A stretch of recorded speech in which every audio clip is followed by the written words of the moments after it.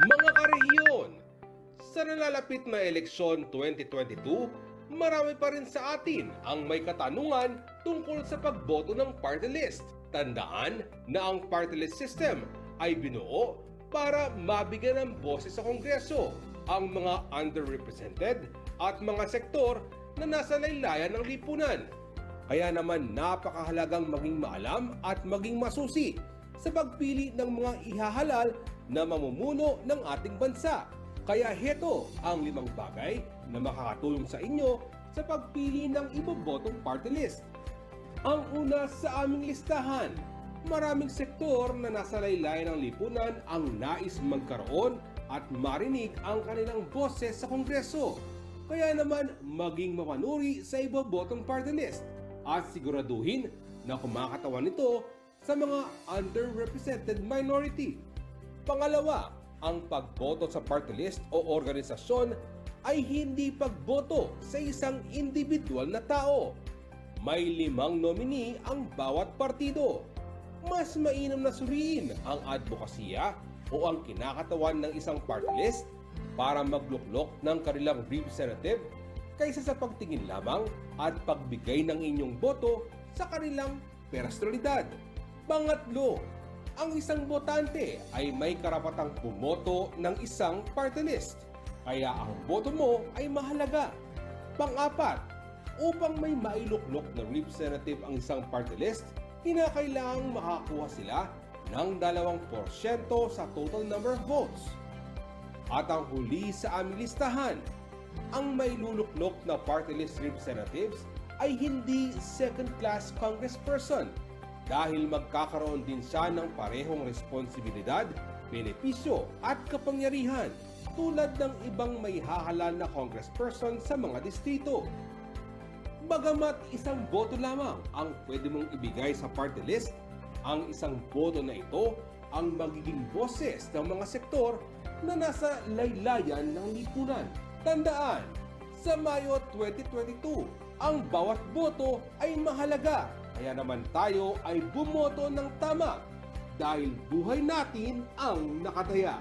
Ang paalalang ito ay hatid sa inyo ng CLTV. Ang programang ito ay hatid sa inyo ng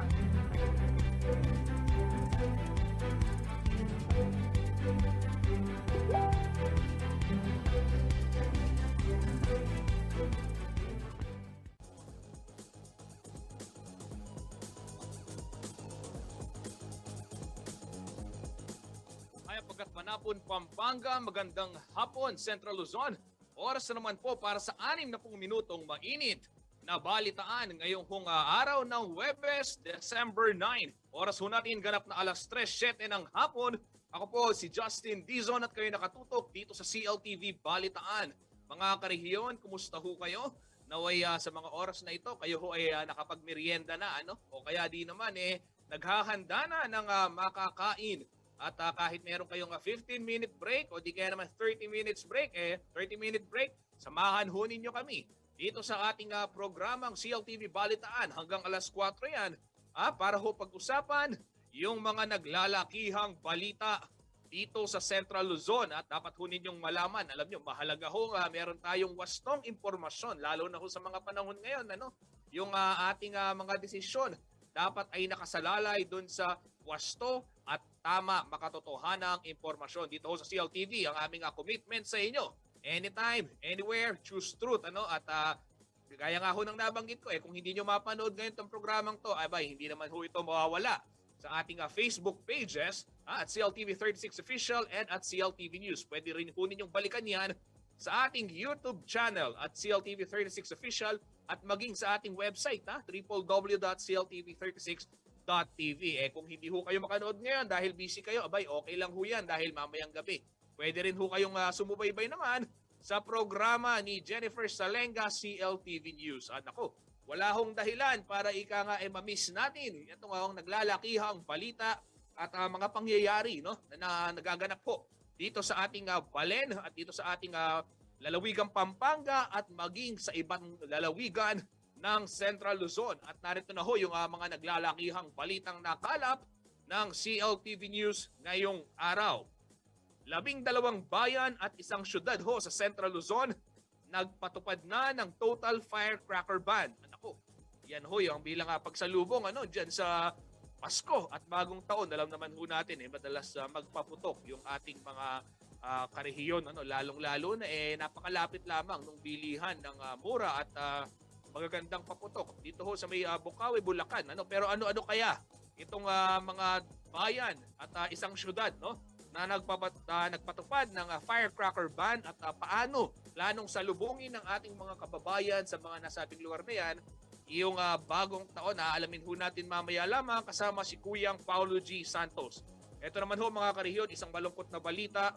Pinaslang ho sa kanyang tinitirahan sa Samar. Ito hong kasamahan nating mamamahayag dito sa Pampanga na si Kuyang Jess Malabanan. Kami ho ay nagpapaabot ng taus-pusong pakikiramay kay ating Mila at sa mga naulila po ni Kuyang Jess Malabanan. At ito ho, mamaya ho mga alas 3:30 ng hapon magsasagawa rin ng isang candle lighting at vigil. Ito ho mga kasamahan naman natin sa Pampanga Press Club sa pangunguna ho ni President Noel Tulabod at outgoing President Ma'am Tonet Orejas. Yan ho para ipanawagan yung katarungan at kagyat na gumulong yung investigasyon dyan sa pagkakapatay ho sa aming kasamahan na si Kuyang Jess Malabanan. Ito naman ho mga karehiyon, binisita ho ni Rainiel Pawit itong bagong terminal ng Clark International Airport. Ito ho yung passenger terminal 2 at napakaganda ng loob ng gusali.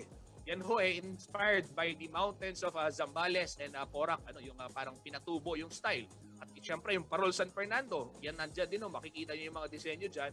Mamaya ho, sisilipin natin yung ginawang pag-ikot ni Rainiel dyan sa may bagong terminal at asahan daw po na mag-ooperate na yan sa ikalawang yugto o second quarter ng taong 2022. Abay, napakaganda kung sakaling ang magbukas na ho yan, world-class airport ho yan at tiyak, lalo na kung wala ng COVID, unti-unti hong makababangon na yung yung turismo, ekonomiya at pamamasyal, lalong-lalo na ho dito sa gitnang Luzon. Yan ho yung antabayanan natin mamaya.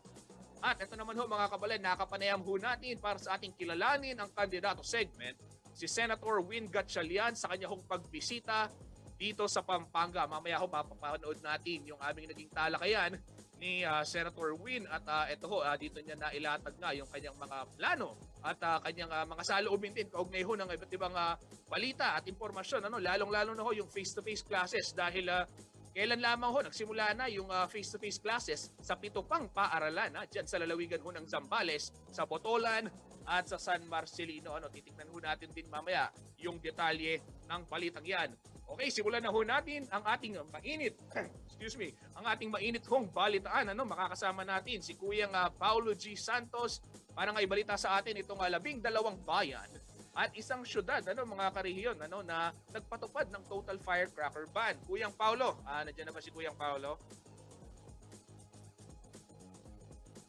Ayan. Oo.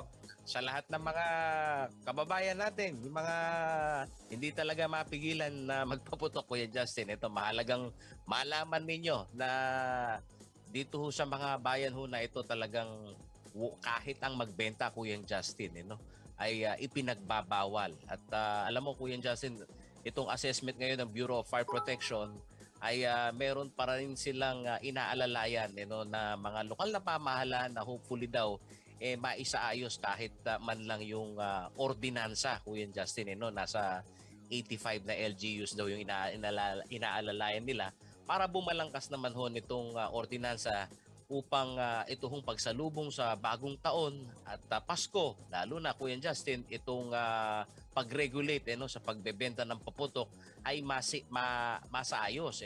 Dito ho sa lalawigan ng Pampanga, Kuya Justin, go ahead. Kuya Paulo, ano bang mga bayan at syudad yung kabilang dyan sa firecracker ban na yan? Ayun, isa-isahin natin. Dito pa lang ho sa Pampanga, isa lang ho yung bayan na talagang total firecracker ban. Ito hong Guagua, Pampanga. Ayan. Dumako ho tayo dito sa Bataan, Kuya Justin. Hermosa, Mariveles. Ayan. Sa Nueva Ecija naman, Laur, Talugtog. At dito sa area ng Tarlac, ito hong Bamban, Moncada, San Clemente, Santa Ignacia, Victoria, Anao, San Miguel, Tarlac, Kuya Justin, at ang kaisa-isang lungsod dito ho sa lalawigan naman ng Zambales, ito hong Olongapo City. Ayun, Kuya Justin. So kahit ang magbenta ipinagbabawal, gayon na rin siyempre yung pong bumili ka sa karatig bayan mo, Kuya Justin, dahil isa raw dito sa kanilang mandato, lalo na yung mga LGUs na nagkaroon ho ng ordinansa na total ban nga yung paputok, yung pagtatalaga nitong mga control point ng PNP, Kuya Justin. So kapag ikaw taga Guagua at bumili ng paputok dyan sa Bacolor, binabanggit ni Mayor Dante Torres, Kuya Justin, ay magtatalaga talaga sila nitong mga control point para at least makita kung ano yung mga binibili nitong mga kanyang kabalin na kung sakali yan magpuslit naman ng paputok. Kaya wag naman daw sana na magtangkapang bumili ng paputok sa karatig bayan, Kuya Justin.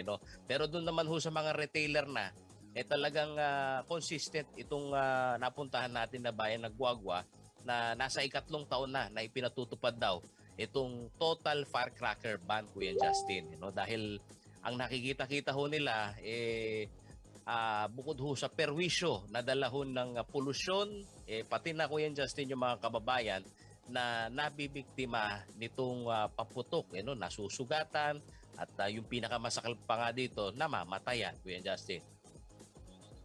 Kuyang Paulo, itong mga bayan at syudad na ito, so ano ang magiging itsura daw ng kanilang paggunita dito sa o yung pagsalubong sa bagong taon. Meron bang itatalaga na parang community fireworks display gaya na lamang doon sa ibang bayan? Nakikita natin sa minsan sa tapat ng plaza yan ang mga ngasiwa, yung lokal na pamahalaan. May ganito bang gagawin o totally kahit yung centralized na pagpapaputok ng siguro kinaukulan ng LGU o kung sino man ay hindi pahihintulutan o hindi gagawin sa mga bayan at syudad na yan?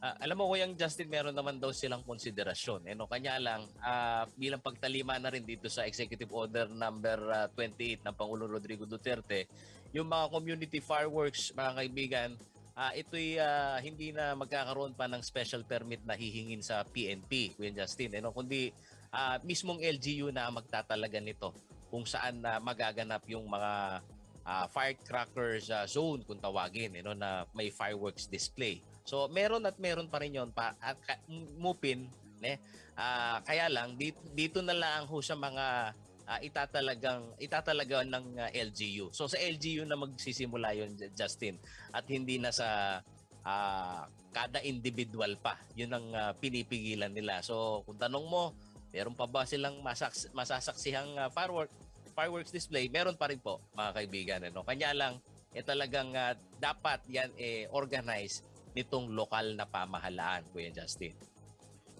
Kasi kung matatandaan ho natin, mga kabalen, mga kariyon, sa datos ho ng Health Department, kung di tayo nagkakamali, ito 18 yung injuries na natamo noong bagong taon. Pagpasok po yan noong January 1 ng taong 2021. Yan ho yung datos ng Department of Health. Pero ito ba na-update, Kuyang Paolo, kasi itong datos na hawak natin, January 1, 2021, kung meron ka lang naman dyan maibahagi. Pero ito, yung 18, hindi birong bilang din yan. Bagamat patuloy na bumababa, lalo na ho yung nakaraang taon, nung sinalubong yung bagong taon, meron akong pandemya Pero still, kahit na merong pandemya, may mga nagpaputok pa din at 18 pa rin ho yung hindi pinalad na magpaputok ng ligtas dahil nagtamo ho sila ng mga injuries Oo, Kuya Justin, at ma-update din natin ng ating mga kababayan. Hindi lang ho dun sa mga malalakas na paputok ang lagi hong panawagan nitong BFP. Binabanggit kasi ng tagapagsalita ng BFP Region 3 na si Fire Marshal Inspector Arvin Katipon, Kuya Justin, na itong laganas, marami ho yung mga nagbebenta at napupuslit na Piccolo, Watusi, at kuminsan, Kuya Justin, nare-rebrand laang.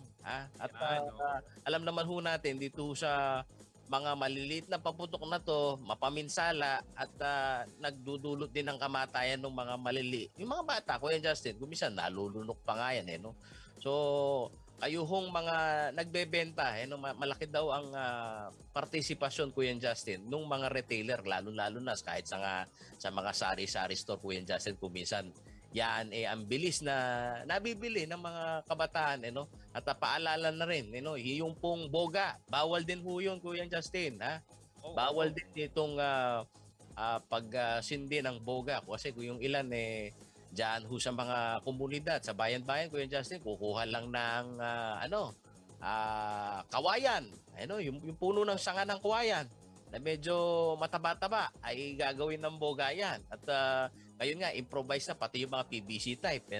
Ipinagbabawal na rin po yan ng PNP. At isa ho sa kanila ring gustong ipaalam sa publiko, Kuya Justin, ito ho daw mga LGU, kailangan ho, yung mga hindi total ban, Kuya Justin, na LGU, kailangan ho talagang maiposisyon dun ho sa open space area kung sakali hong pahihintulutan ho nila yung pagbebenta ng paputok. Hindi raw po pwede yan, Kuya Justin, na nasa regular market. Oo. Ito, Kuya Paolo, nabanggit mo yung boga, saktong-sakto. Ito, kaharap natin ho yung datos ng Department of Health. Okay. Sa buong, ito ho ay kabuuan na nitong ating 2021. Diyan sa may buong Pilipinas na ho ito, naitala ho nila mula December 21, 2020 hanggang January 1, 2021, itong sinalubong natin, huling bagong taon, 50 fireworks related injuries sa buong Pilipinas ho yan.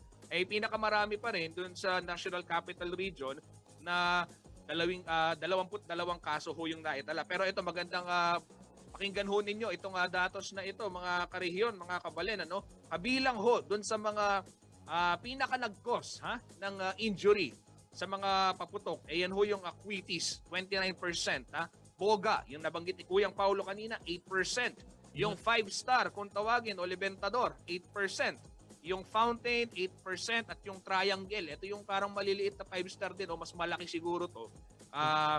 Yan ay 8% din. Pero ito, mga kabalen, gaya ng nabanggit ho no, ng DOH at ng BFP, ito ho, sabi ng DOH, legal fireworks cause 55% of all injuries. So, yung illegal naman daw, 37%. Pagpapaalala ho ng kagawaran ng kalusugan, legal man yan o illegal, yung inyong paputok, ay pwede rin daw hong magdulot yan ng panganib, hindi lang din sa ating katawan, kundi maging sa ating kalikasan. Ayun. So, ibig sabihin, Kuya Justin, kahit pa yung legal, talagang may tama, malaking tama sa tao yan sa binabanggit mong porsyento. Pero kayong mga mamimili ho ng paputok, isa ho sa tingnan nyo rin, naibalita na namin dito sa CLTV, yung kapag ang paputok, walang ICC, Kuya Justin, isa pa yan. Ako. Yung ilan kasi nating mga kababayan, Kuya Justin, hindi masaya. Gaya ni Lolo Ray.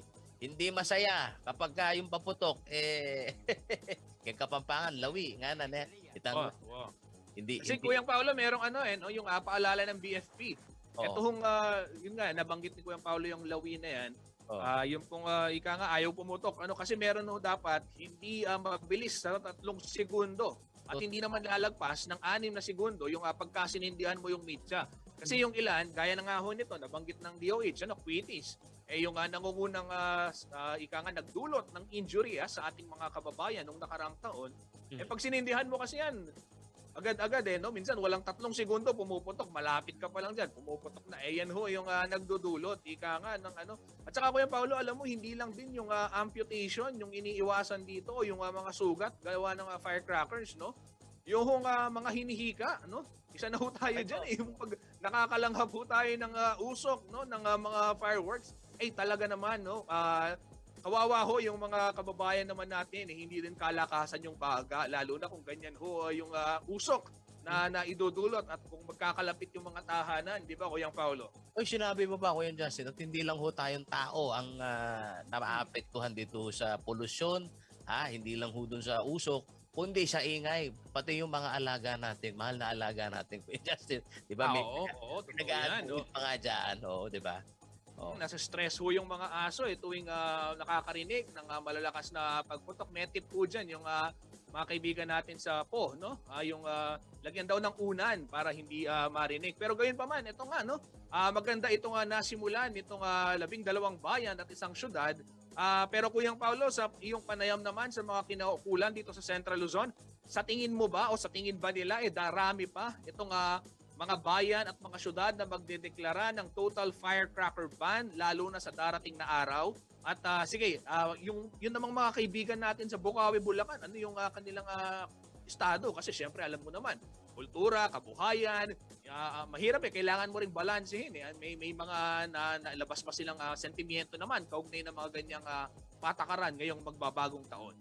Totoo, Kuya Justin, pati nga sa mga manufacturer, merong nakitang pagbawas ng bilang. Yun ho yung sentimiento naman ng lokal na pamahalan, especially itong probinsya ng Bulacan, dahil marami dito sa ating mga kababayan, Kuya Justin, ang umaasa lang dito sa seasonal, na lakas ng kabuhayan dito sa merkado ng paputok. Pero dito naman sa mga binabanggit mo, Kuya Justin, na mga lokal na pamahalaan na nagdidesisyon yung pagpapasya nila, ano kayang nagtulak sa kanila na bakit ipagbawal o total ban talaga ang paputok.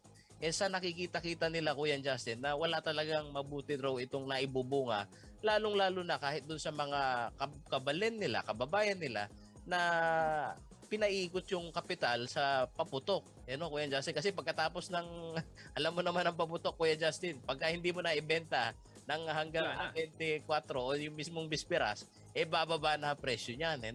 Kaya yung panawagan ng mga lokal na pamahalaan, imbis na mamuhunan sa paputok, mag-isip na lang daw ng iba pang mga produkto na maiging maibenta at hindi ka makakapamerwisyo. So, yan, Kuyang nabanggit mo yan, maganda yan siguro, masimulan din ng ating DTI, yung ika nga pagbibigay ng bagong expertise, no, lalo na dun sa mga manufacturing ng paputok. Alam mo, naalala ko lang itong balita ni Rainiel nung nagpunta siya diyan ho sa may Bocaue, Bulacan, yung mga kababayan ho natin na may mga pwesto, no, dun sa bentahan ng paputok, ay nagtinda na rin ng kung ano-anong produkto gaya na lamang ng walis, dustpan, hanger, mga plastic wares, no? Yung iba mga basahan at iba't ibang gamit pambahay. Gawa nga ng sabi nila, marami naman sa atin ngayon ang nagsistay o nananatili sa ating mga tahanan ay pinakamabenta raw yung mga gamit pambahay. So siguro magkaroon din ng updating sa technology, no, yung pwedeng gawin upang sa gayon ay hindi din naman tuluyang mawalan itong kabuhayan yung ating mga kababayan, kasi nakita niyo naman, no, very willing naman May mga naka-interview ho tayo diyan talagang resourceful, at dahil nga hindi mabenta ang paputok, nagbebenta sila ng ibang produkto. Ayun, Kuya Justin. At saka kayong mga mahilig magpaputok at ang bottom line lang naman ho nito gusto ho ninyong salubungin ng Pasko at Bagong Taon na maingay, dapat maraming paraan para makapag-ingay, Kuya Justin. Bitbitin nyo lahat ng mga kaldero ho ninyo dyan sa kusina. At yan ihampas-hampas ho ninyo. Tignan ko lang kung hindi nyo makuha yung gusto ninyong iingay. So, yun, Kuya Justin. Pwede rin ang torotot, meron namang nabibili niyan. Yan. So, sige, Kuya Paolo, magandang balita yan. At ika nga, abangan ho natin, mga kabalin, abangan natin kung dadagdag pa o madaragdagan pa itong bilang ng 12 bayan at isang syudad dito sa Central Luzon na nagpatupad ng total firecracker ban. Maraming salamat, Kuyang Paulo G. Santos. Mag-ingat ka palagi. Pakarihiyon sa pagbabalik po ng CLTV Balitaan. Ito, talakayin naman natin ay itong sinapit ng ating kaibigan at kasamang mamahayag, Jess Malabanan, na pinaslang ho ng riding in tandem dyan sa kanilang bayan, no, sa may Samar, nung nauwi ho siya. Ito yung nangyari kagabi lamang, alas 6:30 ng gabi. At yung hong balitang yan, ihatid sa atin ni Rainiel Pawid. At ito hong pagbisita rin ni Rainiel, dyan naman sa may bagong terminal ng Clark International Airport. Huwag ho kayong aalis.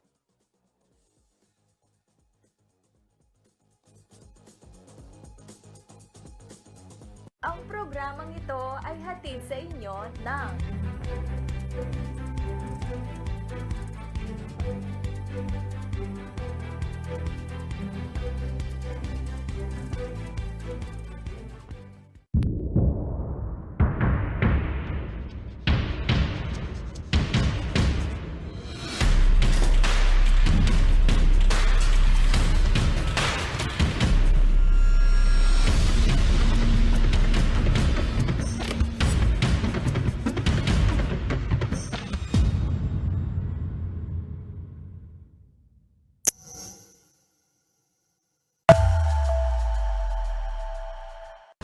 Ang wasto at regular na paghuhugas ng kamay ay ang pinakamabisang paraan para makaiwas sa COVID-19. Sundin lamang ang mga simpleng hakbang. Hugasan ang inyong mga kamay gamit ang sabon at tubig. Kuskusin mabuti ang inyong mga kamay. Magsimula sa palad hanggang sa pagitan ng mga daliri at likod ng kamay. Gawin ito sa loob ng 20 segundo. Panlawang mabuti ang inyong mga kamay at patuyuin ito gamit ang malinis na tuwalya. Laging tandaan, ang tubig ay sandata laban sa COVID-19. Ugaliing maghugas ng kamay sa wastong pamamaraan. Ang paalalang ito ay hatid sa inyo ng Prime Water.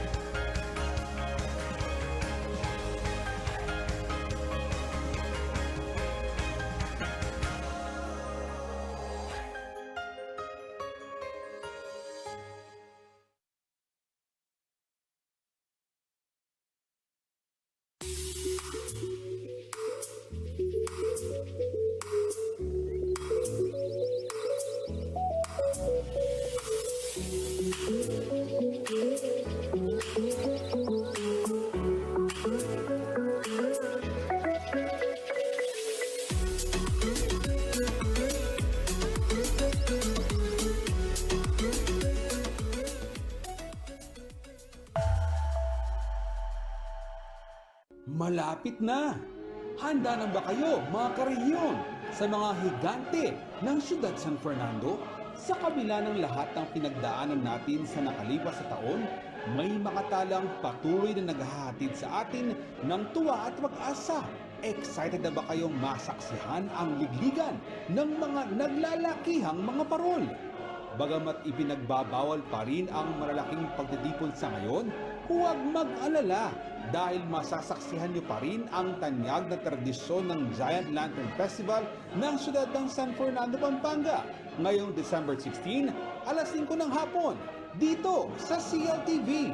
Panoorin live ang unang gabi ng Giant Lantern Festival 2021 sa CLTV at sa aming 4 cable partners sa Central Luzon, nationwide via Signal Channel 115 at sa buong mundo sa pamamagitan ng CLTV Facebook page at CLTV website. Virtual kita-kits, mga karehiyon!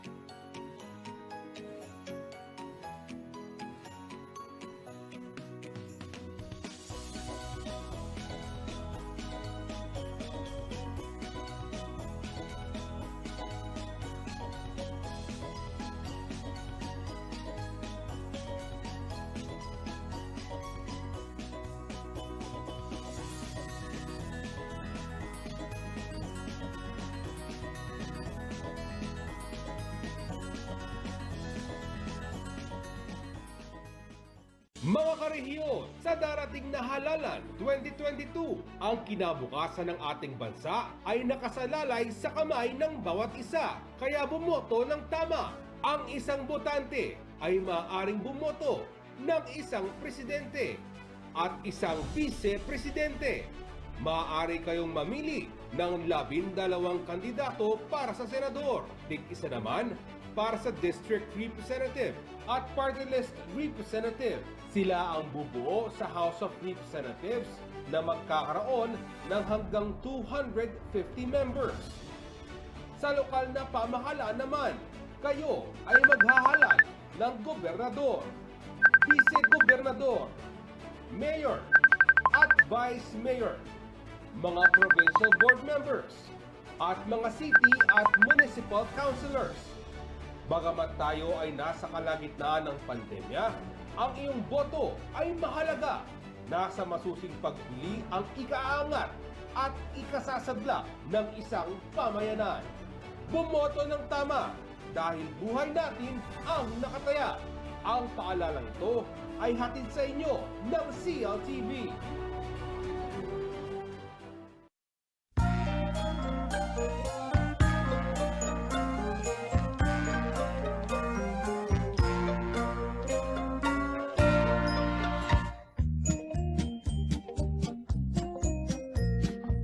Mga Nueva Ecijano, ang programang Kalinga ni Ria Vergara at ang paborito nyong si Jay sa Double J.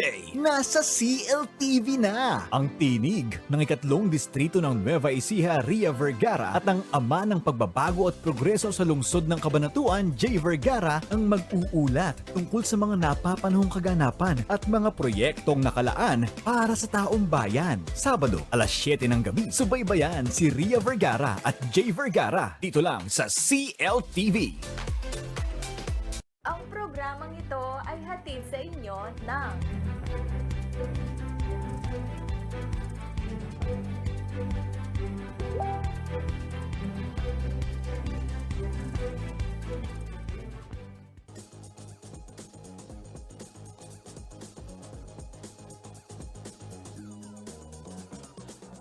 Pabalik po ang CLTV Balitaan, mga kapalen. Hindi ho isang magandang balita patay sa pamamaril ang Pampanga-based journalist na si Jess Malabanan. Isang tawag umano ang kanyang natanggap dahilan upang lumabas ng kanyang bahay. Nangyari ho ito sa May Samar.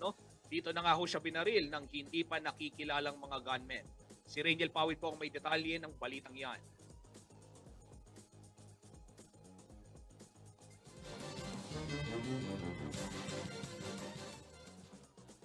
Bandang alas 6:30 ng gabi nitong December 8 habang nanonood ng telebisyon sa kanilang bahay sa Barangay San Joaquin, Tinambacan District, Calbayog City, Samar.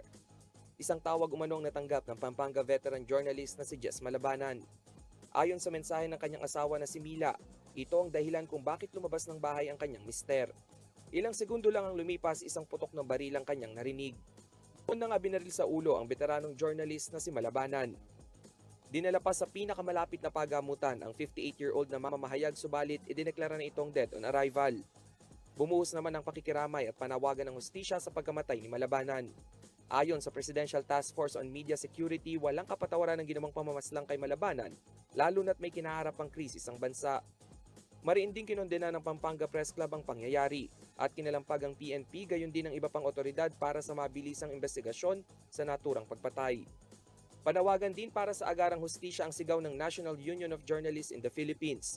Si Malabanan ay kasalukuyang news correspondent ng pahayagang Manila Standard. Naging bahagi rin siya ng Reuters kung saan tinutukan niya ang mga storyang may kinalaman sa war on drugs na kalaunay binigyang parangal ng Pulitzer noong 2018. Rainiel Pawid, CLTV News.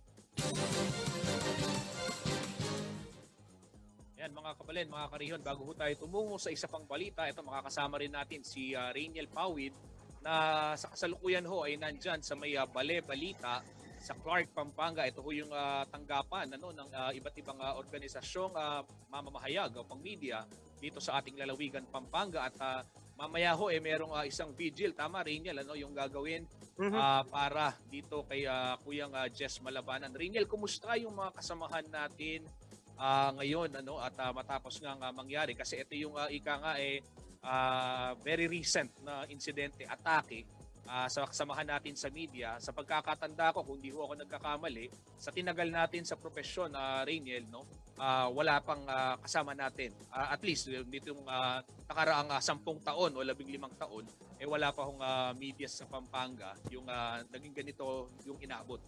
At kumusta, Rainiel, yung ating mga kasamahan dyan? Yes, Kuyang Justin, medyo mabigat nga yung pakiramdam dito sa Balita na naging tahanan din ng ating kasamahan nga na si Ginoong Jess Malabanan. Ito nga ay nagtitipon-tipon na as of 3 p.m.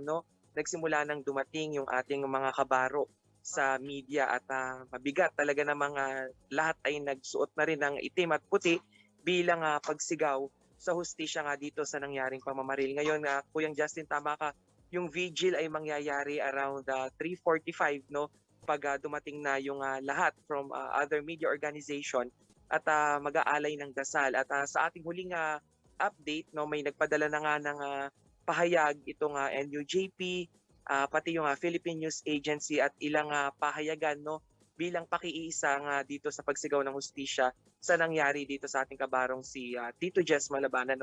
Makikita natin sa likod yung kanyang poster na ayan na nga nagsisimbolo na eto, nananawagan nga ng hustisya kung sino man yung pumaslang sa kanya kahapon. At sakto pa to, Kuyang Justin, doon sa kwento nung kanyang asawa na si Ginang Mila Malabanan na past rosary hours during the Feast of the Immaculate Conception, doon siya pinatay. So talaga mabigat. At sa latest din na nakuha nating info, moving na sana yung kanyang mga labi from Samar, dadali na dito sa Pampanga, pero inaayos pa ang lahat sa morgue. Yung update na yan ay nanggaling pa rin sa kanyang kabiyak, 3:24 p.m. ngayon yung latest update. Kuyang Justin. Rainiel, kasi alam mo, si Kuyang Jess, hindi lamang mamamahayag, kundi isa na rin naging kaibigan at kasamahan talaga natin sa trabaho. At marami rin yung mga nagtatanong dahil sa komunidad, alam niyo naman, napakaliit lang ho ng Central Luzon, ng Pampanga, lalong-lalo na yung mga kaibigan ho natin dito, nasa gobyerno, nasa pribadong sektor, ay minsan o ilang beses sa kanilang buhay ay nakadaupang palad yung si Kuyang Jess Malabanan dahil nga doon sa trabaho natin. Siguro magandang mabigyan na lang tayo rin yan ng update kung sakaling magkakaroon ba ng kung ibuburol ba siya saan at ito ba ibubuksan din. Siyempre, I'm sure marami ho sa mga naging kaibigan, lalo na yung mga nanonood sa atin na gaya ho ng nabanggit ko, yung mga nasa taong gobyerno, mga nasa pribadong sektor na panay ho ang nakapanayam itong si Kuyang Jess. Siguro yun pwede natin ibigay na update sa kanila rin.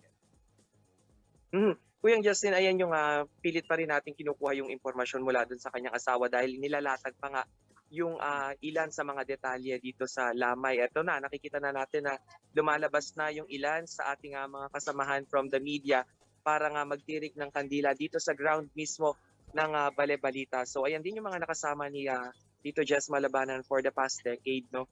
At ngayon, Kuyang Justin, ang inaalam nga natin, tama ka dyan, no? Yung funeral service schedule kung saan ibuburol at kung kailan nilalamay. Ngayon, andito na sa ground para ipakita ko lang sa inyo, no? Ayan, Daniel, magtitipon-tipon na nandyan dito. ba si Sir Noel Tulabot o si Ma'am Tonet Orejas mula sa PPC na pwede nating makapanayam kahit mahingan lang natin Yes, ng I statement? think we can get a statement from Sir Noel muna, no, bago magsimula yung programa, no. Live with us, no, Sir Noel, kaibigan at kasamahan din ni Tito Jess. Sir Noel, Justin. Justin po from CLTV, nakikiramay ho kami sa Pampanga yeah. Press Clubs at sa mga kaanak ko ni Kuyang Jess. Ano? Sir, hingi lang ho kami ng statement na panawagan ho natin para sa hustisya sa ating kasamahan. Okay, maraming salamat Justin and Rainiel and CLTV sa pakikiisa sa pagkamatay o pagpatay kay sa ating kasamahan sa buhay, sa hanap buhay, si Jess Malabanan. Ang PPC po ay mariing kunukundena ang pagpatay kay Jess Malabanan, nating pabaro kasama sa industriya. At kami rin po ay nakikiramay sa pamilya. At ganun din, kaya tayo po ay nananawagan ngayon sa ating kapulisan at iba pa pong otoridad na paigtingin po ang investigasyon upang mahuli at maparusahan yung mga may sala sa pagpatay kay Jess Malabanan. Okay, maraming salamat Sir Noel Tulabot at kahisan niyo ho kami diyan sa paghahanap ng hustisya at pagdarasal din ho para sa ating yumaong kasamahan sa trabaho. Rainiel, maraming salamat sa iyong ulat at siguro maganda ipagtirik mo rin kami ng kandila diyan at isa tayo sa panalangin para diyan sa ating kasamahan sa trabaho na si Kuyang Jess Malabanan. Thank you, Rainiel. Mga kabalen, mga karehiyon, sa ating pong pagbabalik, makakapanayam naman ho natin o mapapanood ho ninyo yung ating panayam kay Senator Win Gatchalian na bumisita nga dito ho sa Pampanga para ho mamahagi naman itong mga medical supplies sa Jose Bilingad Memorial Hospital at syempre ito hong kilalanin ng kandidato segment natin kanyang dinaluhan upang higit ho natin siyang makilatis at malaman yung kanyang mga plano pa sa mga darating na panahon. Yan ho ang ating aabangan sa pagbabalik ng CLTV Balitaan. Ang programang ito ay hatid sa inyo ng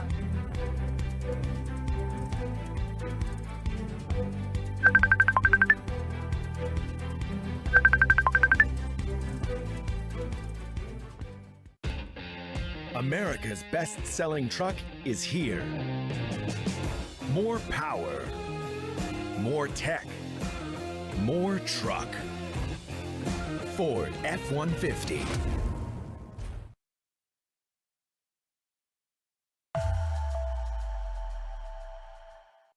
Bilang leader, dapat laging malinaw at nagsisimula ang lahat sa malinaw na paningin. Ang iBerry ay dietary supplement na may iBright Flower Extract at Bilberry Berry. Ito ang malinaw para sa akin. Mahalagang paalala, ang iBerry ay hindi gamot at hindi dapat gamitin panggamot sa anumang uri ng sakit.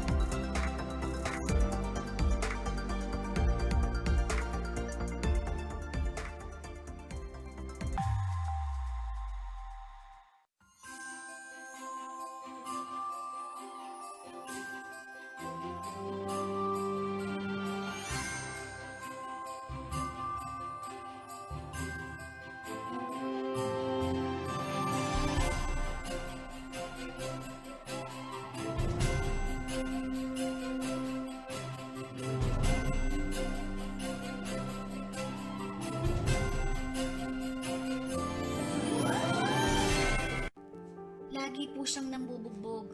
Minsan babatuhin niya na lang ako ng kung anong bagay na makita niya. Sinisipa, sinusuntok, wala po akong magawa.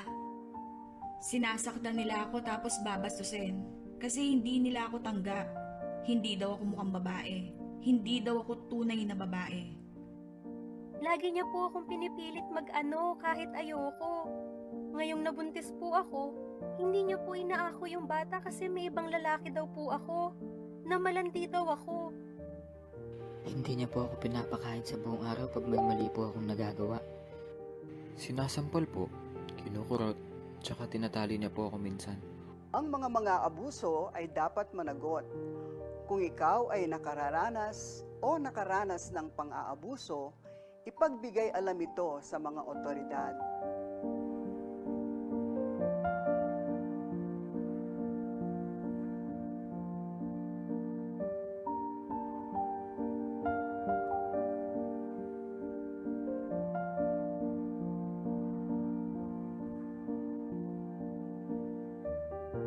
Ang November 25 hanggang December 12 ay itinakdang bilang 18 araw na pakikibaka laban sa gender-based violence sa ating bansa sa bisa ng RA 9262 upang lahat ng ahensya ng pamahalaan ay kumilos laban sa karahasan sa kababaihan.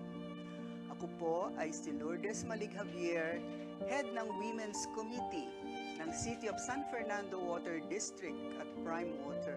Kasama ninyo kami, ang Board of Directors, Officers at Women's Committee ng City of San Fernando Water District and Prime Water sa inyong laban sa violence against women and children.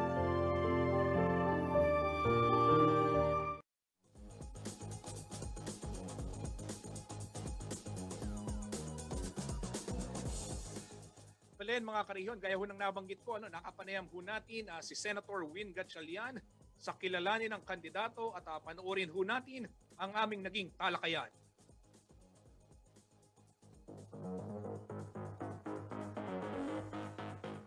At sa puntong ito, meron ho tayong bisita. Binisita ho tayo ng isa sa ating madalas maging makasama rin sa ating mga programa at dito ho syempre sa lalawigan ng Pampanga. Ito ho mga kabalen, mga kariyon, mga tagapanood ng CLTV Balitaan, nais ko ipakilala sa inyo itong ating panauhin ngayong araw. Isa ho doon sa mga maituturing nating on the go na senator. Panay ho ang laman, panay ho siyang laman ng mga balita dahil na rin doon sa kanyang mga proyekto, programa at maging yung kanyang mga komento kaugnay ho ng iba't ibang pangyayari. Ika nga laging ramdam ho ng taong bayan, itong ating bisita ngayon, wala pong iba kundi ang chairman ho ng Senate Committee on Basic Education, Arts and Culture, Senator Win Gatchalian. Maya paabak, magandang umaga Senator Win at bumati muna ho kayo sa ating mga tagapanood dito sa CLTV. Good morning Justin, good morning sa ating mga tagapakinig at of course mga viewers natin dahil ngayon pwede nang i-live stream itong ating interview. So good morning to everyone. Mga kabalen, para ho sa kaalaman ng lahat, si Senator Win nandito ho, bisita natin sa CLTV. Nandyan lang siya sa kabilang studio, Studio B, dahil alam nyo naman ho, gusto nating mapanatili din yung ating kaligtasan. May mga protocol tayo, pero at least para yung kwentuhan ho namin, mask off. Mas makita nyo ho yung parehong gandang lalaki namin. At siguro naman, walang tututol sa inyo. Tinatawag natin, so near yet so far. Yes, tamang-tama, Senator. Opo. Senator, matanong lang ho natin, ano ho yung naging lakad ninyo dito sa ating lalawigang Pampanga at kayo ho ay muling nabisita dito? Justin, nandito tayo para maghatid ng medical items at donation sa Jose Lingad Memorial Hospital.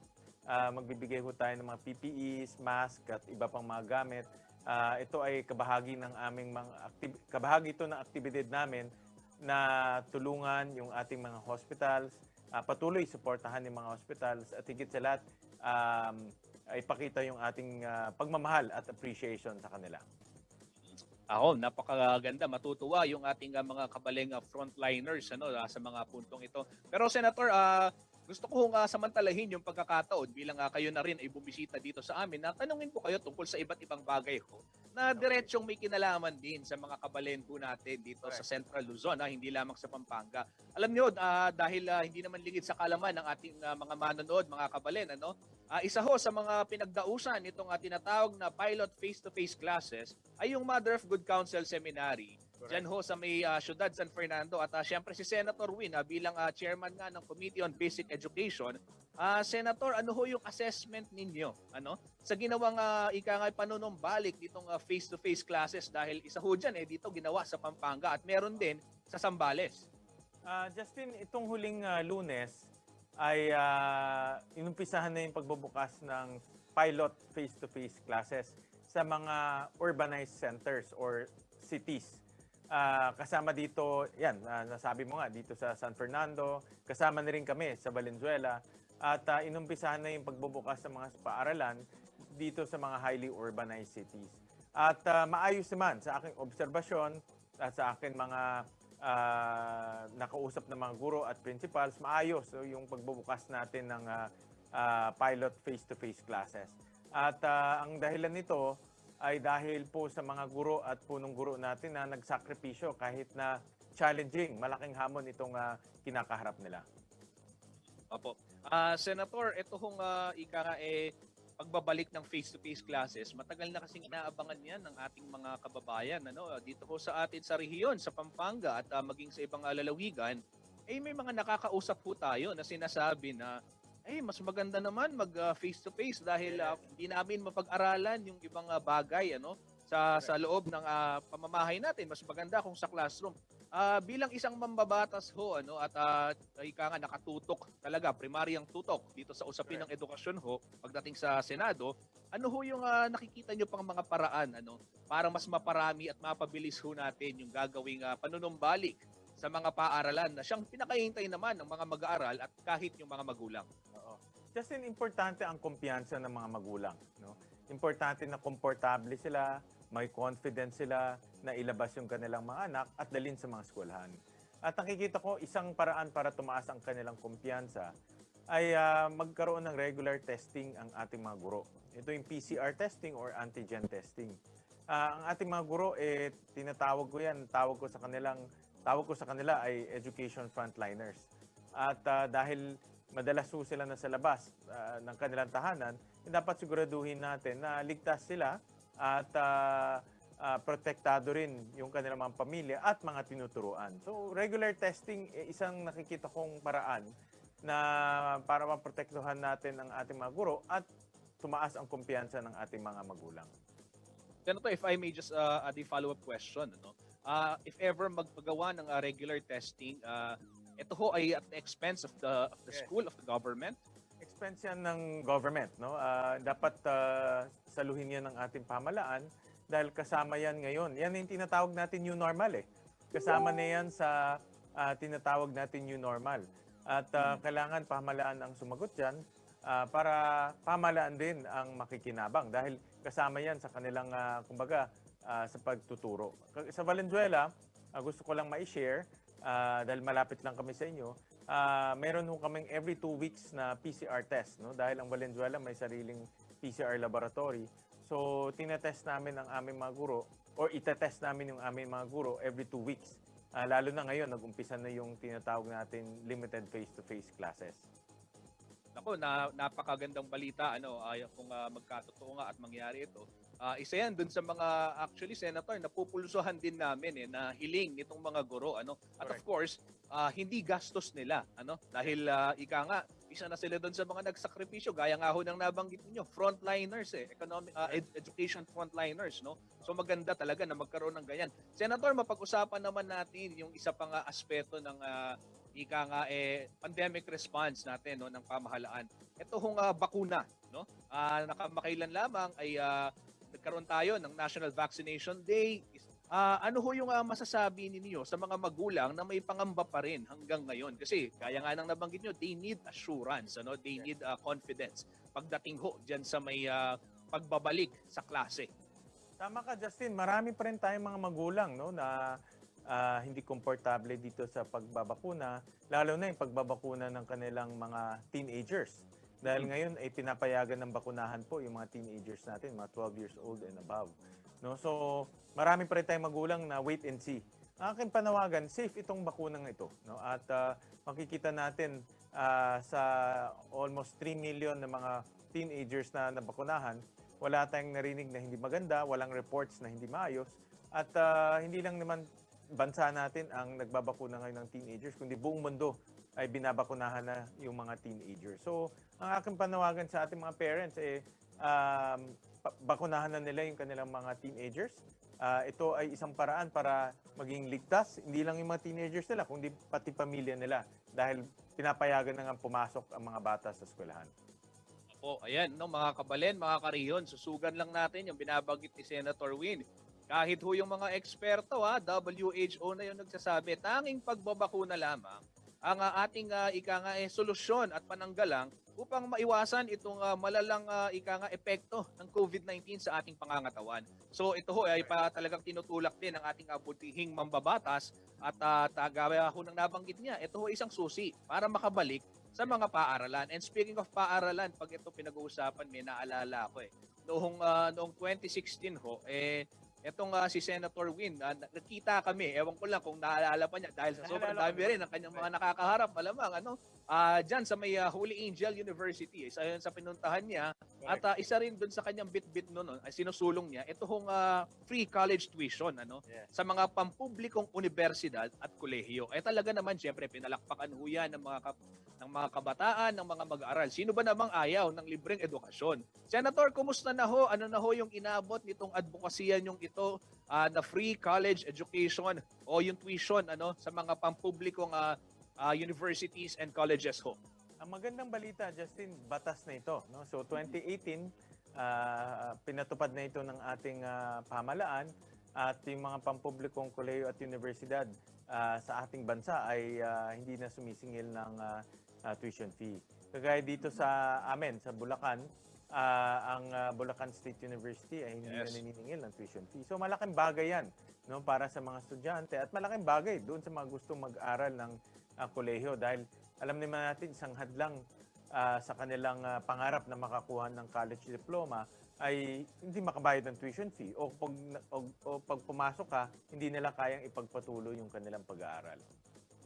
Opo, Senator Win, maisingit ko na lang kasi when I was tasked to do this interview, syempre nag-research din po ako and matagal ko na rin namang alam you came from the private sector, yes, no, and then you decided to live your life in private sector to join government service and to serve our countrymen, ang iniisip ko lang talaga, Senator, bakit edukasyon yung napili ninyong fokusan sa dinami-dami ng pwedeng mga iba kasi they are for economy, agriculture, etc. Which I know, meron din kayong mga batas dyan.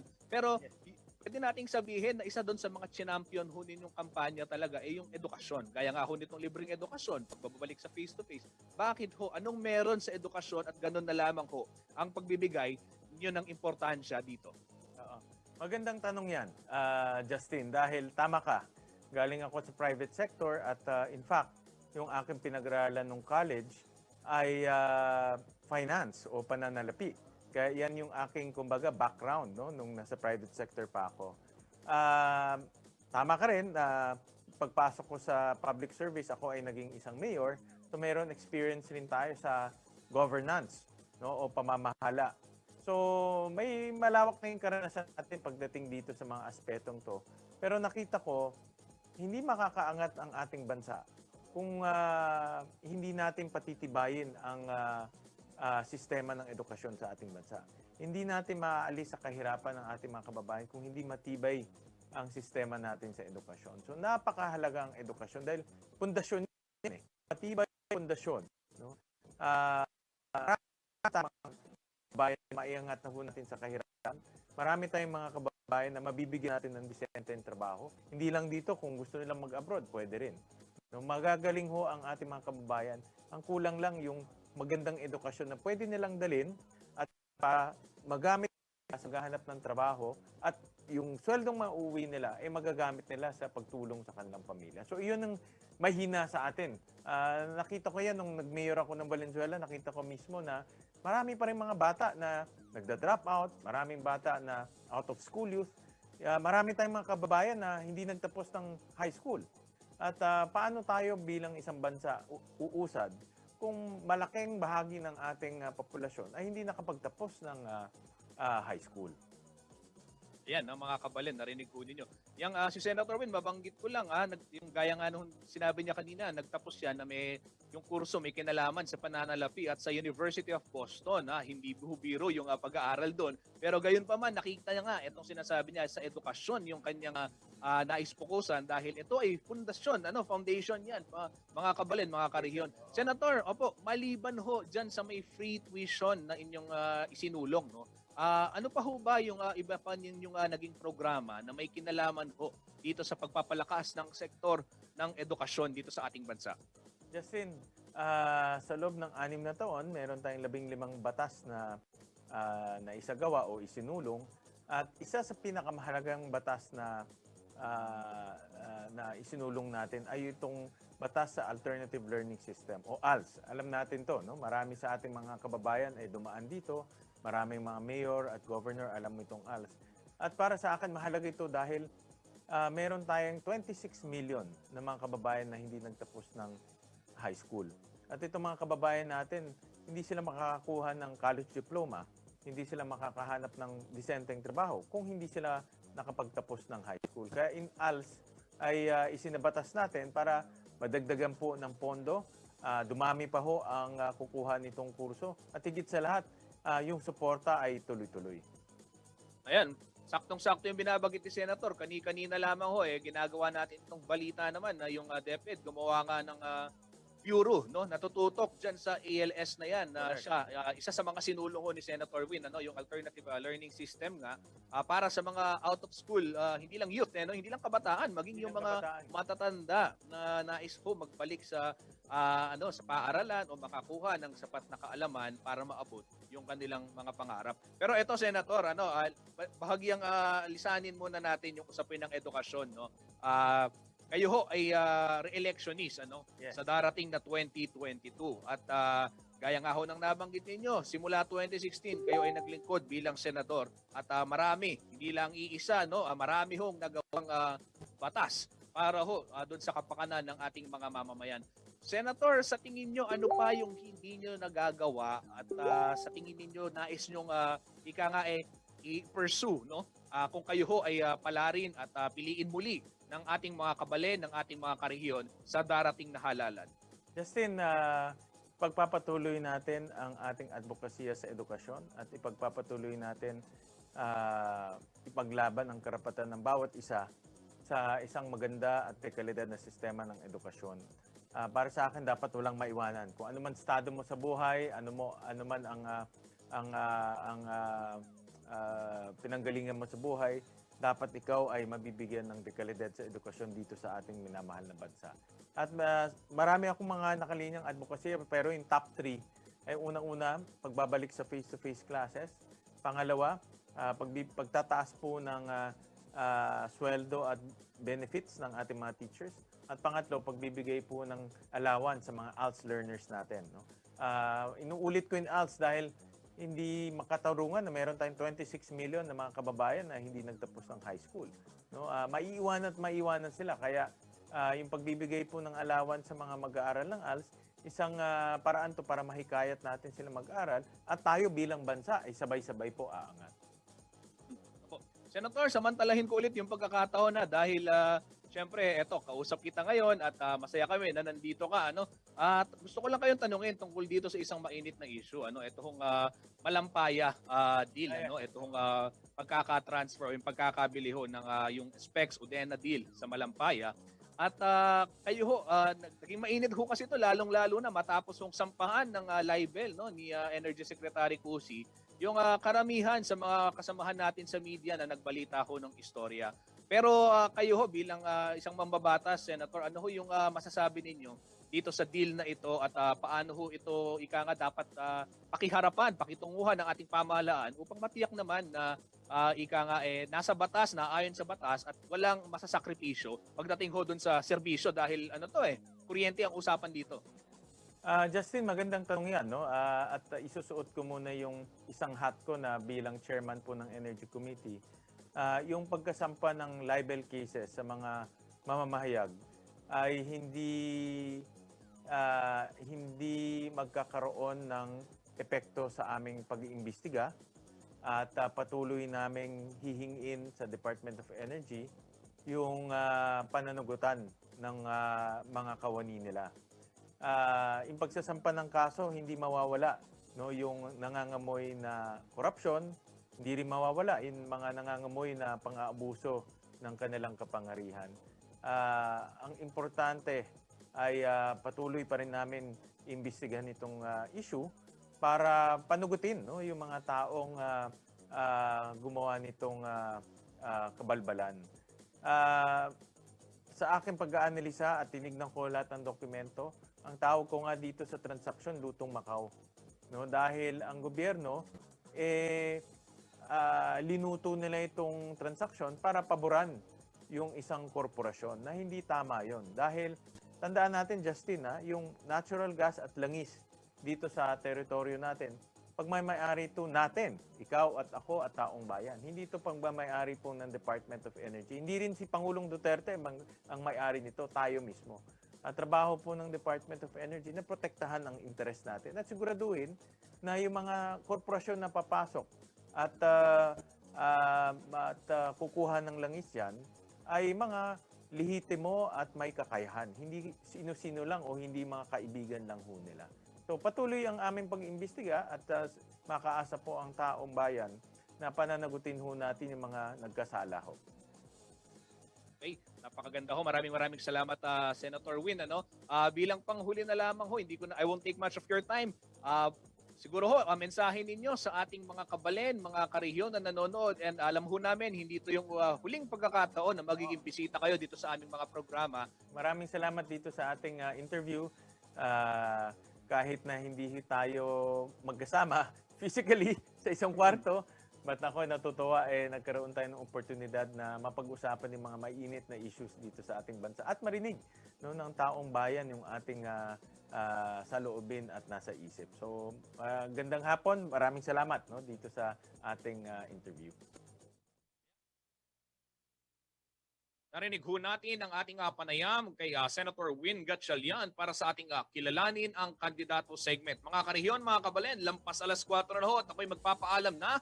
Samahan natin mamayang alas 6 si Jennifer Salenga para sa iba pang mga balita dito sa Central Luzon sa kanyang programang CLTV News. Para po sa maraming update pa, pwede ho kayong mag-follow sa mga social media pages na makikita sa inyong mga TV at mobile screens. Karehiyon, ako po si Justin Dizon.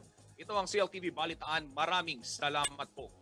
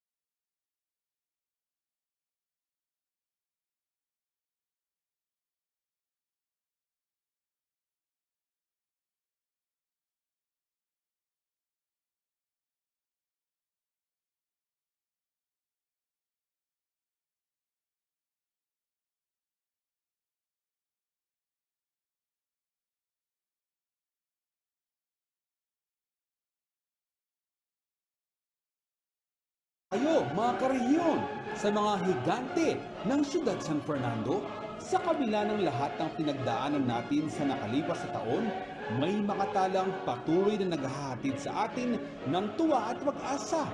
Excited na ba kayong masaksihan ang ligligan ng mga naglalakihang mga parol? Bagamat ipinagbabawal pa rin ang malalaking pagdidipon sa ngayon, huwag mag-alala dahil masasaksihan niyo pa rin ang tanyag na tradisyon ng Giant Lantern Festival ng siyudad ng San Fernando, Pampanga ngayong December 16, alas 5 ng hapon dito sa CLTV. Panoorin live ang unang gabi ng Giant Lantern Festival 2021 sa CLTV at sa aming 40 cable partners sa Central Luzon, nationwide via Signal Channel 115 at sa buong mundo sa pamamagitan ng CLTV Facebook page at CLTV website. Virtual kita-kits, mga karehiyon!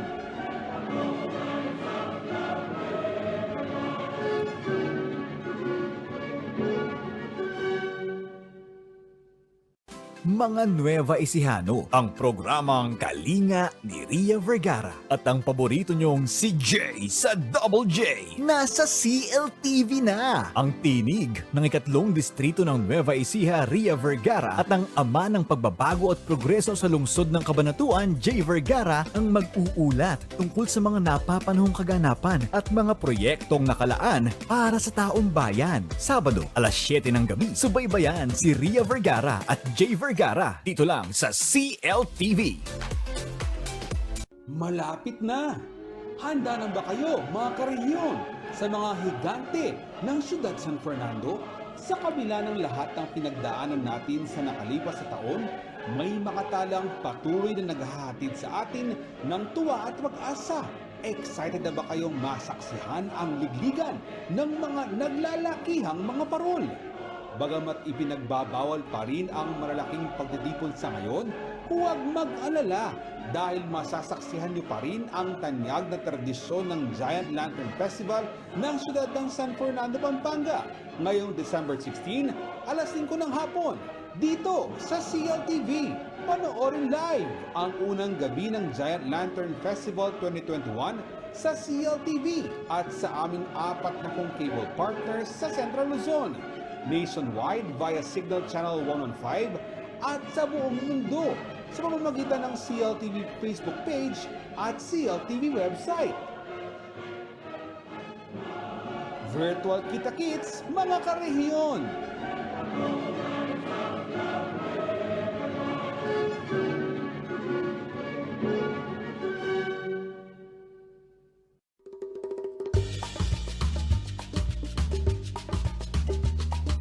Anyang Marcalpa Farmlands, Quezon, Pampanga.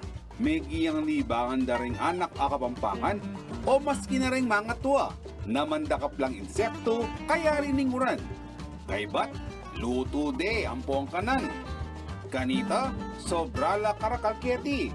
Ing pamandakap insekto taga nang maka-enjoy ang pong exciting. Kasi makatok nang la underground. Bang kanitang arakap mula, kailangan may gamitan ng gamat mo. O, atin nakang-idea kingamon nun ko. Ay wa, in kamaro o mole crickets. Kareng Kapampangan, considered ang delicacy. Dakala, patse kauran, ang pumabasahing gabon. King August, September. Keti Pampanga, ating papingbalay na mag-celebrate Kamuro Festival, ing magalang. Manyaman taga ng mga exotic foods, lalo na't aliwaliwang luto, ing malyari mong gawan Kenny. Malyaring adobo, malyaring iyalo meking bringi, at niyayaliwa pa. Aliwaya taga na yung Kapampangan ikakabalit, atakon mo na ba yung kamaro? Nung alipa, subuknan mo uling siguradong metong mo yung sabyan mo. Kanyaman!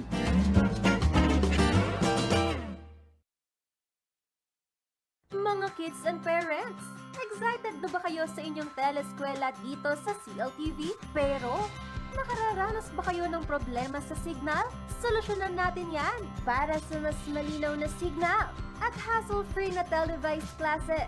Dapat, ang antena nyo ay high-gain UHF. Siguraduhin nasa mataas na pwesto sa labas ng inyong bahay ang inyong antena. Mas mataas, mas malakas ang signal.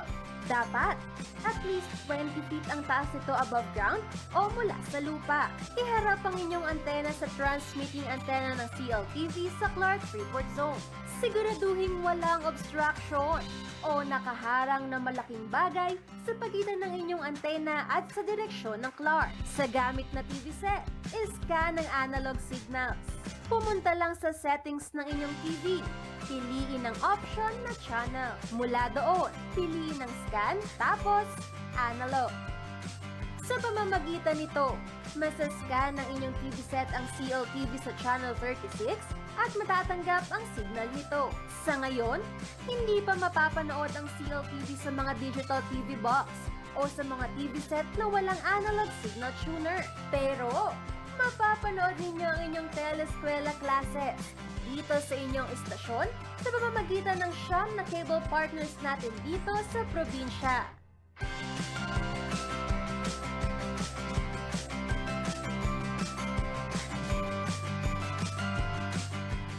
Mapapanood din tayo sa Signal Cable Channel 115, abot ng CLTV, ang 98% ng mga TV households sa Pampanga.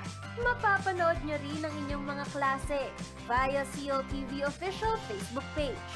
Mga students, parents, at teachers, siguraduhin malinaw ang signal ng CLTV sa inyong mga telebisyon para hindi kayo mahuli sa inyong mga lesson at laging present sa inyong klase. Dito lang yan, sa kapartner nyo sa Teleskwela, CLTV. Ang programang ito ay hatid sa inyo ng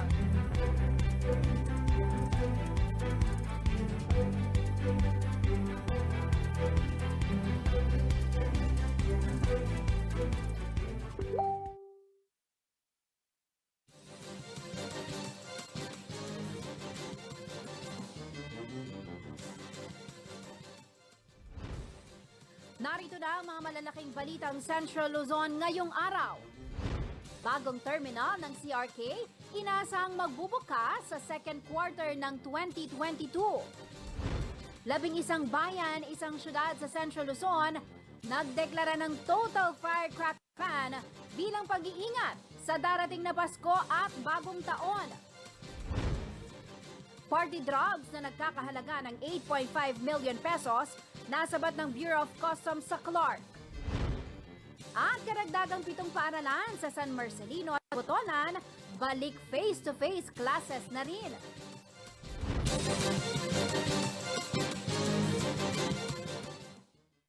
Magandang gabi karehiyon, ako po si Jennifer Salenga. Oras na para sa mga may init na balitang Central Luzon. Matapos magdaos ng limited face-to-face classes sa ilang paaralan sa ilang bahagi ng bansa noong December 6, 7 paaralan pa sa Zambales ang nagbukas na rin ang pintuan para sa mga estudyante. Kung magtutuloy-tuloy daw ang magandang sitwasyon, ay posibleng simulan na ang limited face-to-face classes sa basic education sa ibang lugar sa susunod na taon. Narito ang detalye ng balita niya.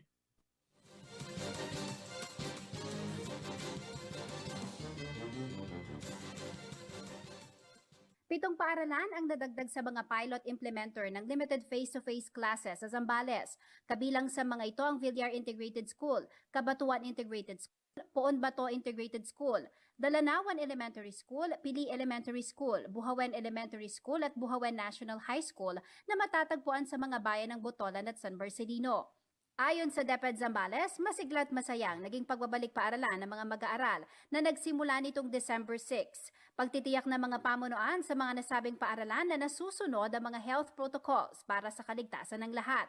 Inaasahan din ang pagbisita ng mga kinatawan ng School Division of Zambales sa paaralan. Una nang nangako ng suporta ang pamalang palalawigan ng Zambales sa pagbabalik eskwela ng mga estudyante, tulad na lamang ng pagsagot sa lahat ng mga test na kakailanganin ng mga guro bago at matapos ang gawain tulad ng rapid antigen testing at RT-PCR kung kinakailangan.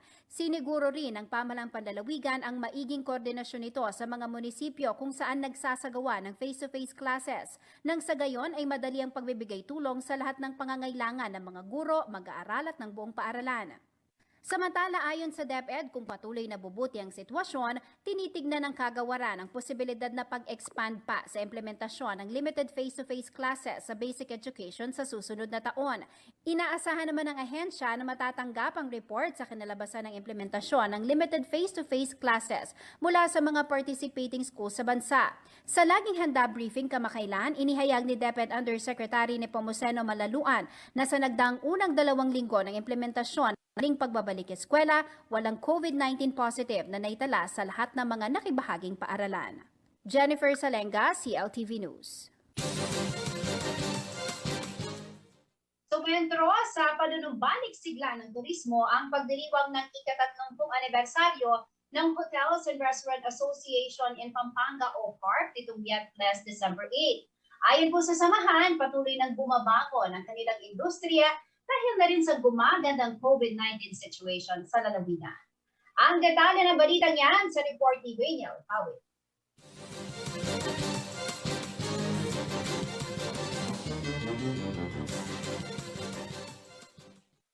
Sa bahagyang pagluwag ng quarantine restrictions sa bansa, unti-unti na rin nagbabalik sigla ang iba't ibang industriya gaya na lamang ng turismo. Kaya naman sa ika-30 anibersaryo ng Hotels and Restaurants Association in Pampanga o HARP, hangad nilang makahahatak na muli sila ng libu-libong domestic tourists sa pagpasok ng 2022. Ang HARP ay binubuo ng higit 60 hotels at lampas 20 restaurants sa lalawigan. Now still, ang mga business natin more on quarantine hotels pa rin, pero may mga leisure hotels na rin na unti-unti po nagbubukas na. Na-hit talaga kami ng pandemya, pero sabi nga, natulungan naman kami ng mga OFWs sa ibang klaseng guest naman sila, ibang type of guest. Kaya kahit paano nagkaroon kami ng business. Abot kamay na raw ang pagbabalik sigla ng turismo dahil sa tumataas na COVID vaccination turnout at pagbaba ng kaso ng COVID-19. Sa Angeles City, kung dati 12 isolation hotels ang okupado, ngayon ay isa na lamang umano. Hopefully, sana kahit paano may mga tourism na tayo, domestic tourism by January or by early next year. Siniguro rin ng HARP na ang lahat ng kanilang hotel and restaurant members ay nagpapatupad pa rin ng striktong health guidelines. Bahagi ng kanilang anibersaryo ang paglalatag ng Living with COVID Operations Plan. Samantala, ipinakilala na rin ang mga incoming officer ng HARP sa taong 2022. Napapangunahan naman ng incoming president na si Matt De Castro. Nabuo ang HARP noong 1986 kung saan lahat ng miyembro ay direktang nakikipagtulungan sa gobyerno at tourism organization sa buong bansa. Rainiel Pawid, CLTV News.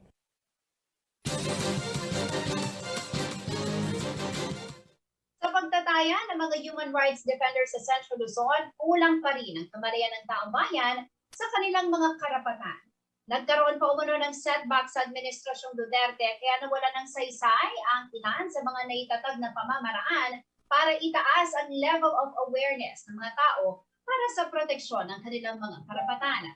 Pakinggan natin ang ulat ni Angelica Cara. Pinagdiriwang tuwing ika-10 ng Disyembre ang Universal Declaration of Human Rights na naideklara ng United Nations General Assembly noong 1948. May 30 artikulo ito na nagsasaad ng karapatan ng bawat tao. Ayon sa ilang human rights defender ng Central Luzon, 73 taon na simula nang maitampok ito, ngunit kulang pa rin ang kamalayan ng mga tao tungkol sa kanilang mga karapatan. Itong ating mga komunidad ay mahina pa rin o parang cultural problem din ito kasi nahirati ang mamamayan na ayaw niya ipagtanggol ang kanyang karapatan dahil sa sistema ng lipunang meron tayo. Hindi umano sumusulong ang kamalayan at proteksyon sa karapatang pantao.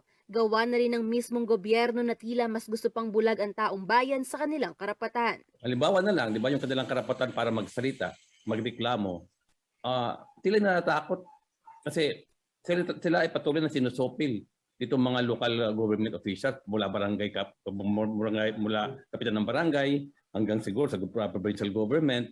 Sila takot na takot. Ang ibig nang sabihin nun, ganon kababa o baka wala nga sa kanilang kamalayan na sila ay mayroong karapatang pantao. Yun po yung nakakalungkot. Nawalan din umano ng saysay ang ilang dekadang papupunyagi ng mga human rights defender upang makabuo ng mga kasunduan at institusyon na sandalan ng karapatang pantao. Lahat ng pinagpagura natin noon, pati yung ratification natin ng International Criminal Court, na pagkatagal-tagal namin trinabaho yan, ay bigla na lang isinawalang bahala, nung nag-assume ng power itong administrasyon na to, ay napakalaking setback kasi hindi na uubra yung mga institutions na yon, pati yung CHR natin na undermine, at yung mga gustong bumisita from the international, hindi na po pwede. Hanggang ngayon ay umiiral pa rin umano ang culture of impunity, kaya natatakot ang mga tao na ipaglaban ang kanilang karapatan. Yung level ng impunity na kung saan hindi mo alam kung saan ka magsusumbong. Hindi mo alam kung ano yung autoridad na tutulong sa iyo. At mula sa baba hanggang sa taas na yung mismong Supreme Court, yung mismong Court of Appeals, yung mismong mga huwes, nakita mo na lahat sila ay naging inutil dito sa panahon na to. In fact, yung pag-asa natin na yung mga kaso natin ay maririnig at mabibigyan ng hustisya, yun ay talagang nawalan ng saysay. Tunghaya ng buong pahayag ng mga human rights defender ukol sa estado ng pagrespeto sa karapatang pantao sa perspektiba kasama si Sonia P. Soto sa Biyernes, alas 4 ng hapon sa CLTV at live sa CLTV Facebook page. Angelica Cara, CLTV News. Sa pagbabalik ng CLTV News, bagong terminal ng CRK inaasahang magbubukas sa second quarter ng 2022. Party drugs na nagkakahalaga ng 8.5 million pesos nasagad ng Bureau of Customs sa Clark. At mamamahayag sa Pampanga na si Jess Malabanan, pinaslang ng riding in tandem sa Samar. Manatili nakatutok para sa iba pang mga nanugunang balita ngayong araw.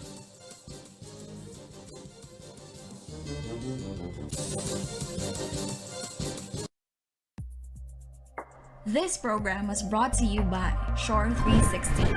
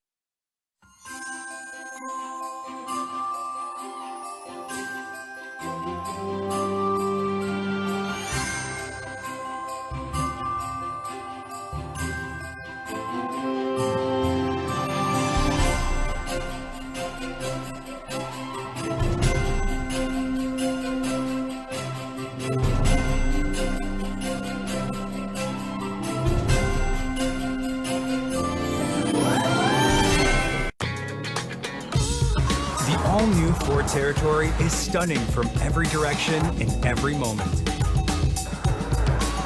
Impressive design that is distinctively Ford. With 18-inch wheels,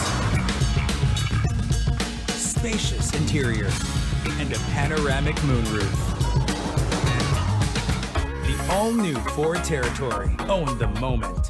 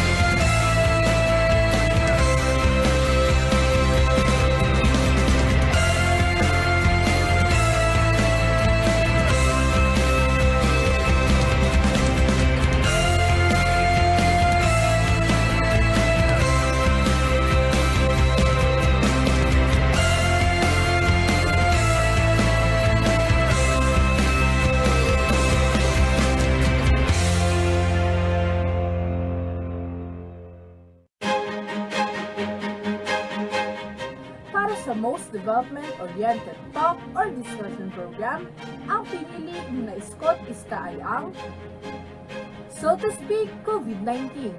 Bigat ng laban, pasa ng kababaihan ng CLTV 36. Nais naming pasalamatan ang mga bumubuo ng UPLB Gandingan sa katatalang iginawat ninyo sa aming programang So to Speak. Nais ko rin gamitin ang pagkakataong ito upang ipahayag ang taus-pusong pasasalamat at pagpapahalaga sa lahat ng mga women health workers at mga kababaihan sa mga komunidad.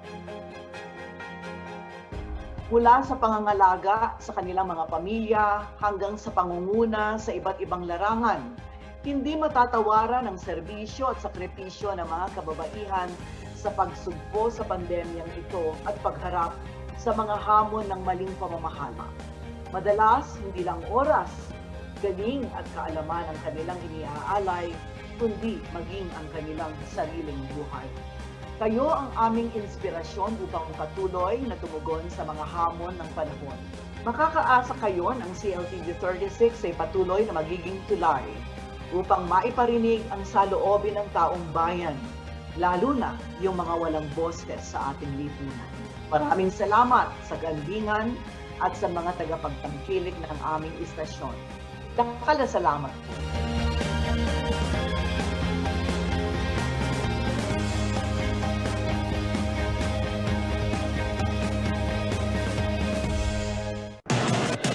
Take full advantage of the power of TV and digital media when you advertise with CLTV.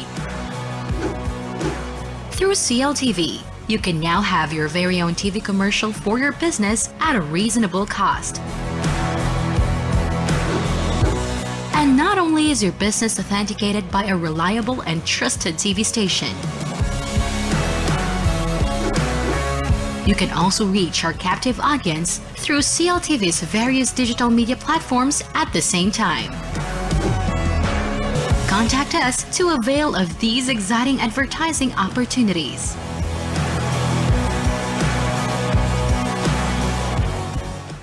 Kung nabakunahan na, maaari na bang itigil ang pagsusuot ng face mask, face shield at iba pang minimum public health standards? Kahit na maaaring maprotektahan ka ng bakuna mula sa symptomatic at moderate severe COVID-19, maaari ka pa rin mahawa at makahawa. Ipagpatuloy ang minimum public health standards para sa karagdagang proteksyon sa sarili at mga mahal sa buhay. Ugaliin pa rin magsuot ng face mask at face shield. Madalas na maghugas o mag-sanitize ng kamay.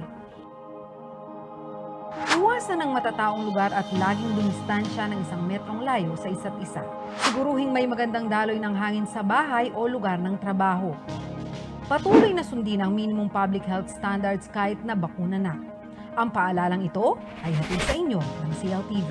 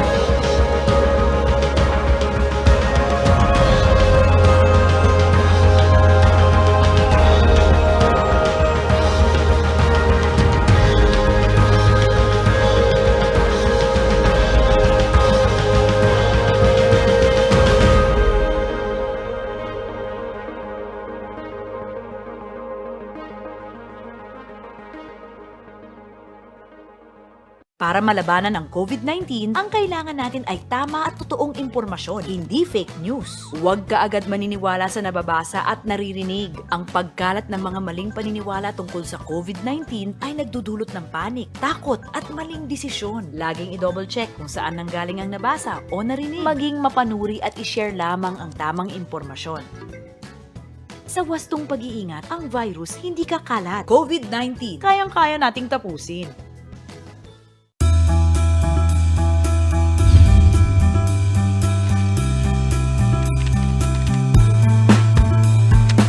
Inspirational success stories of business leaders and entrepreneurs.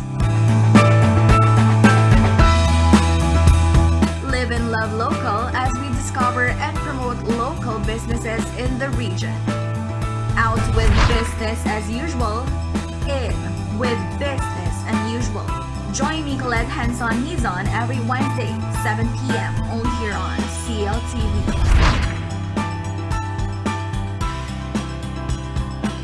Ang programang ito ay hatid sa inyo ng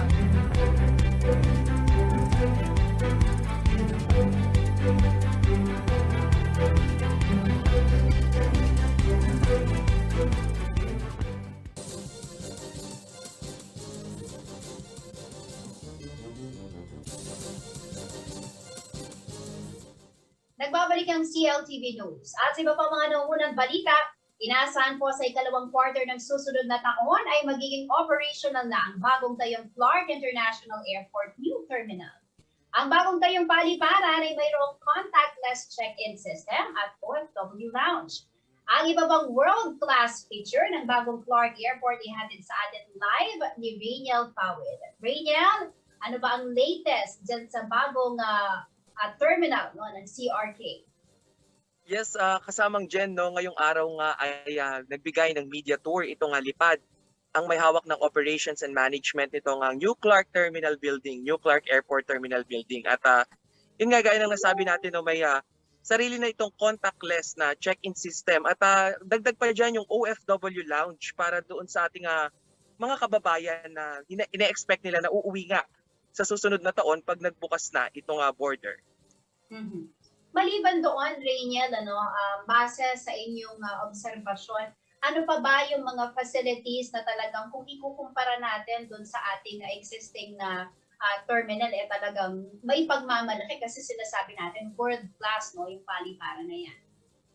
Kasamang dyan, meron itong international transfer, no? So diretso na dito yung mga mag-transfer flight. So international transfer flight ay diretso na rin dito at meron itong 18 bridges, no, connecting all over dito nga sa 110,000 square meters, no, na facility nitong airport na ito. At bukod diyan, meron din itong mga luxury store daw. Sinasabi nila na ito rin yung isa sa makatutulong dito sa ating ekonomiya.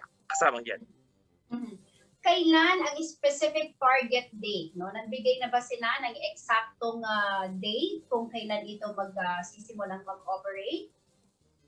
Dahil nga sa higpit pa rin ng restrictions sa iba't ibang bansa, no, yung mga border control requirements ay tinitimbang pa nitong CAAP, no, yung magbibigay ng approval dito sa airport na ito kung ng green light para maging operational. Pero sa kanilang rough projection, by second quarter ng taong 2022 ay pwede nang tumanggap ng domestic at international flight itong naturang airport.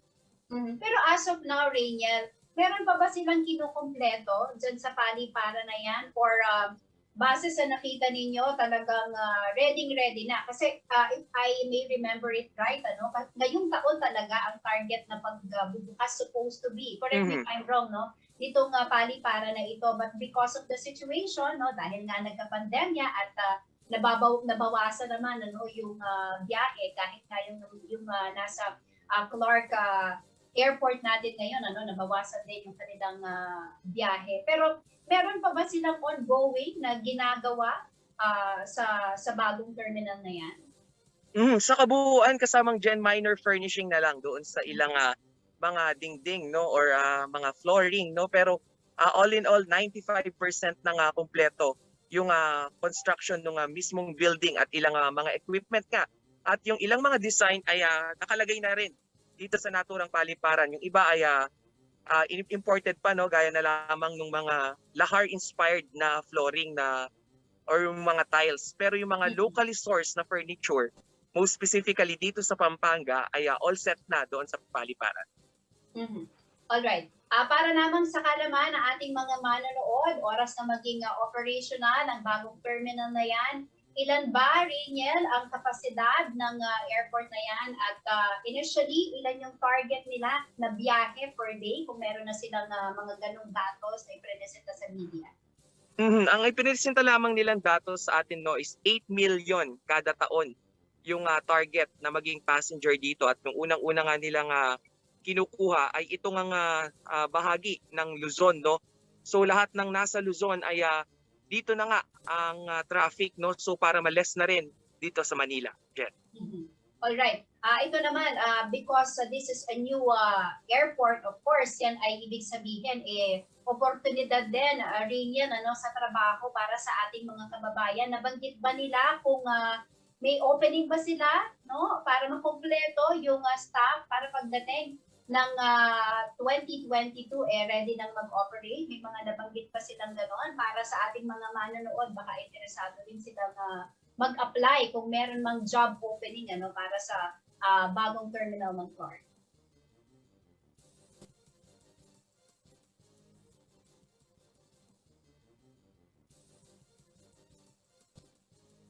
Yan, mukhang nawala na po ng signal ang ating kasamang si Raniel Pawid. Well, siya po ang tumutok sa media tour na ginawa po para po sa bagong paliparan dyan po sa Clark. At tulad po ng nabanggit niya, inaasahan po magbubukas yan sa unang quarter ng taong 2022. Anyway, maraming salamat sa iyong ulat. Live po mula sa Clark, si Raniel Pawid. Samantala sa ibang balita, aabot po sa 8.5 million pesos na halaga ng hinihinalang ecstasy ang nasabat ng mga tauhan ng Bureau of Customs Port of Clark. Itinago sa isang lamp ang mga droga. Arestado naman ang recipient ng nasabing kargamento. Narito po ang detalye ng balita niya.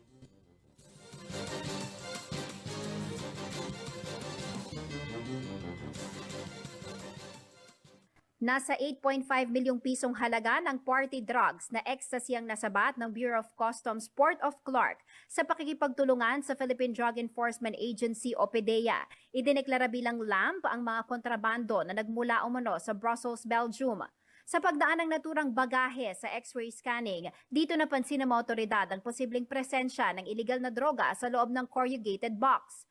Mas napatunayan pa ito nang dumaan sa canine sweeping ang kargamento. At nang pisikal na eksaminihin ito, doon na nadiskubre sa isang lampo ilawan ang 6 na transparent plastic pouches sa loob na nakakover ng carbon film.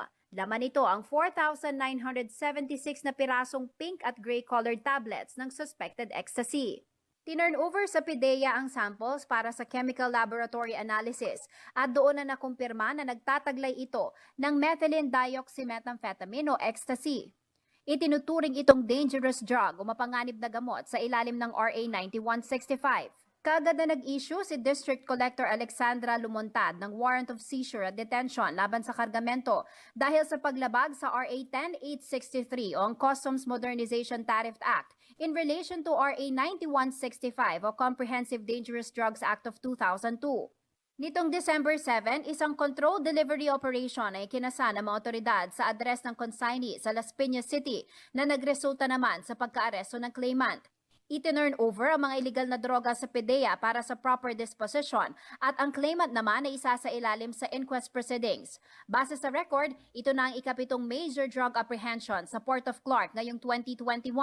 Sa kabuuan, umabot na sa 53.5 million ang halaga ng illegal na droga na nasabat sa Port of Clark. Jennifer Salenga, CLTV News. Patay po sa pamamaril ang Pampanga-based journalist na si Jess Malabanan. Isang tawag umano ang kanyang natanggap dahilan upang lumabas ng bahay. Dito na nga po siya binaril sa ulo ng hindi pa nakikilalang gunman. Si Raniel Pawid ang may report.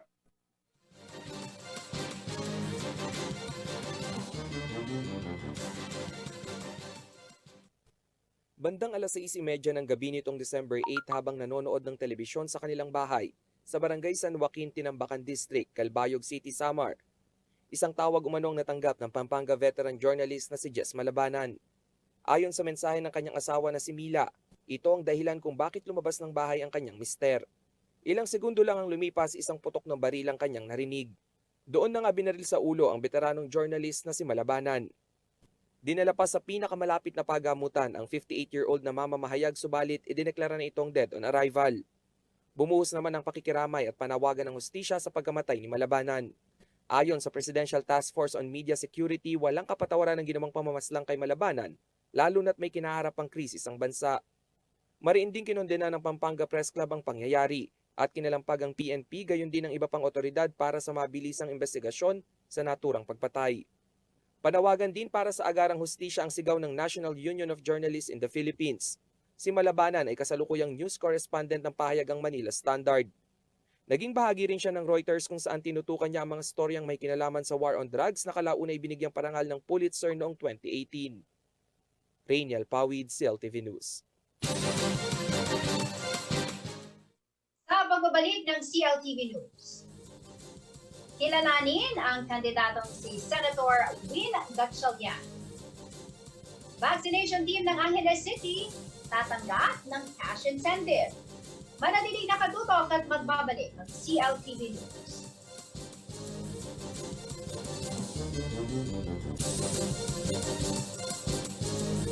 Ang programang ito ay hatid sa inyo ng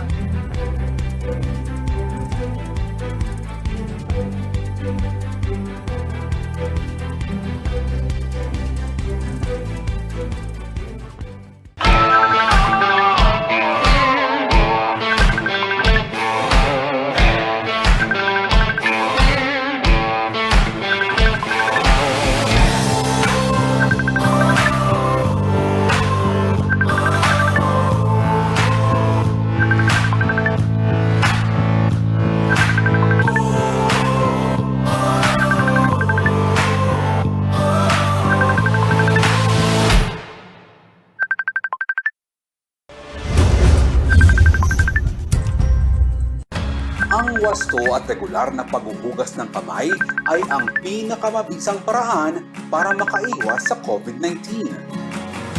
Sundin lamang ang mga simpleng hakbang. Hugasan ang inyong mga kamay gamit ang sabon at tubig. Kuskusin mabuti ang inyong mga kamay. Magsimula sa palad hanggang sa pagitan ng mga daliri at likod ng kamay. Gawin ito sa loob ng 20 segundo. Panlawang mabuti ang inyong mga kamay at patuyuin ito gamit ang malinis na tuwalya. Laging tandaan, ang tubig ay sandata laban sa COVID-19. Ugaliing maghugas ng kamay sa wastong pamamaraan. Ang paalalang ito ay hatid sa inyo ng Prime Water.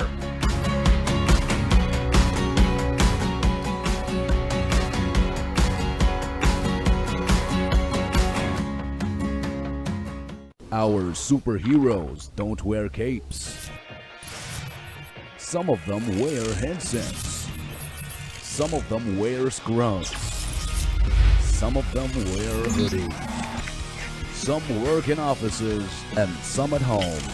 Everyone wears a smile.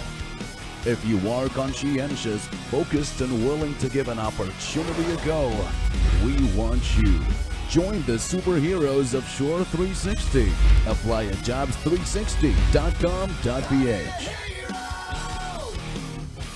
Hindi ako isang bagay na pwedeng gamitin anumang oras gustuhin. Hindi ako isang libangan na maaaring isang tabi kapag napagsawaan na. Hindi ako anyo ng kagandahan na nagbibigay aliw sa uhaw na pagnanasa. At lalong hindi ako nilikha upang saktan, tungisan at pagsamantalahan. Ako'y isang ina, asawa. Anak, ipaglaban mo ako. Kung kayo ay nakararanas ng karahasan, agad na makipag-ugnayan sa mga sumusunod na tanggapan.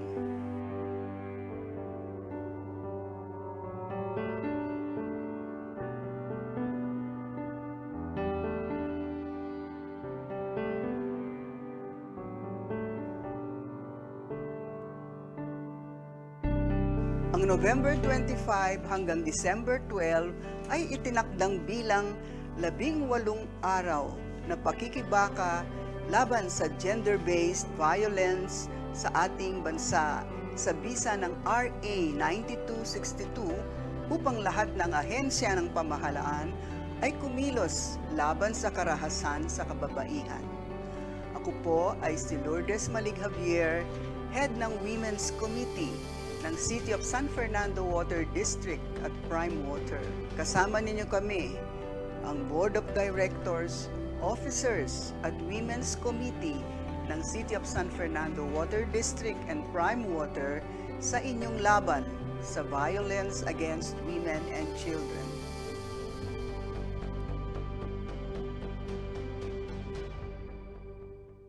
Ang programang ito ay hatid sa inyo ng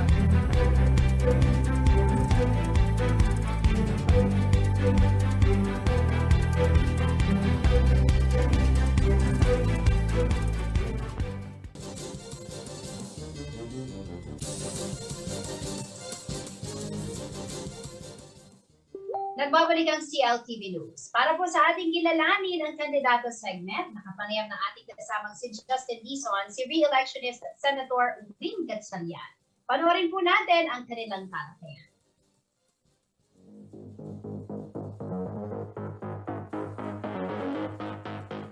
At sa puntong ito, meron ho tayong bisita. Binisita ho tayo ng isa sa ating madalas maging makasama rin sa ating mga programa at dito ho syempre sa lalawigan ng Pampanga.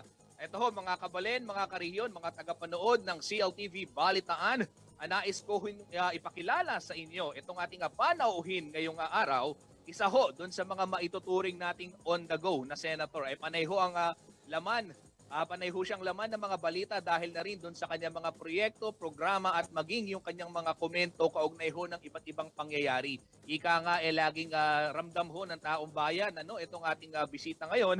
Wala pong iba kundi ang chairman ho ng Senate Committee on Basic Education, Arts and Culture, Senator Win Gatchalian. Maya Paabak, magandang umaga Senator Win at bumati muna ho kayo sa ating mga tagapanood dito sa CLTV.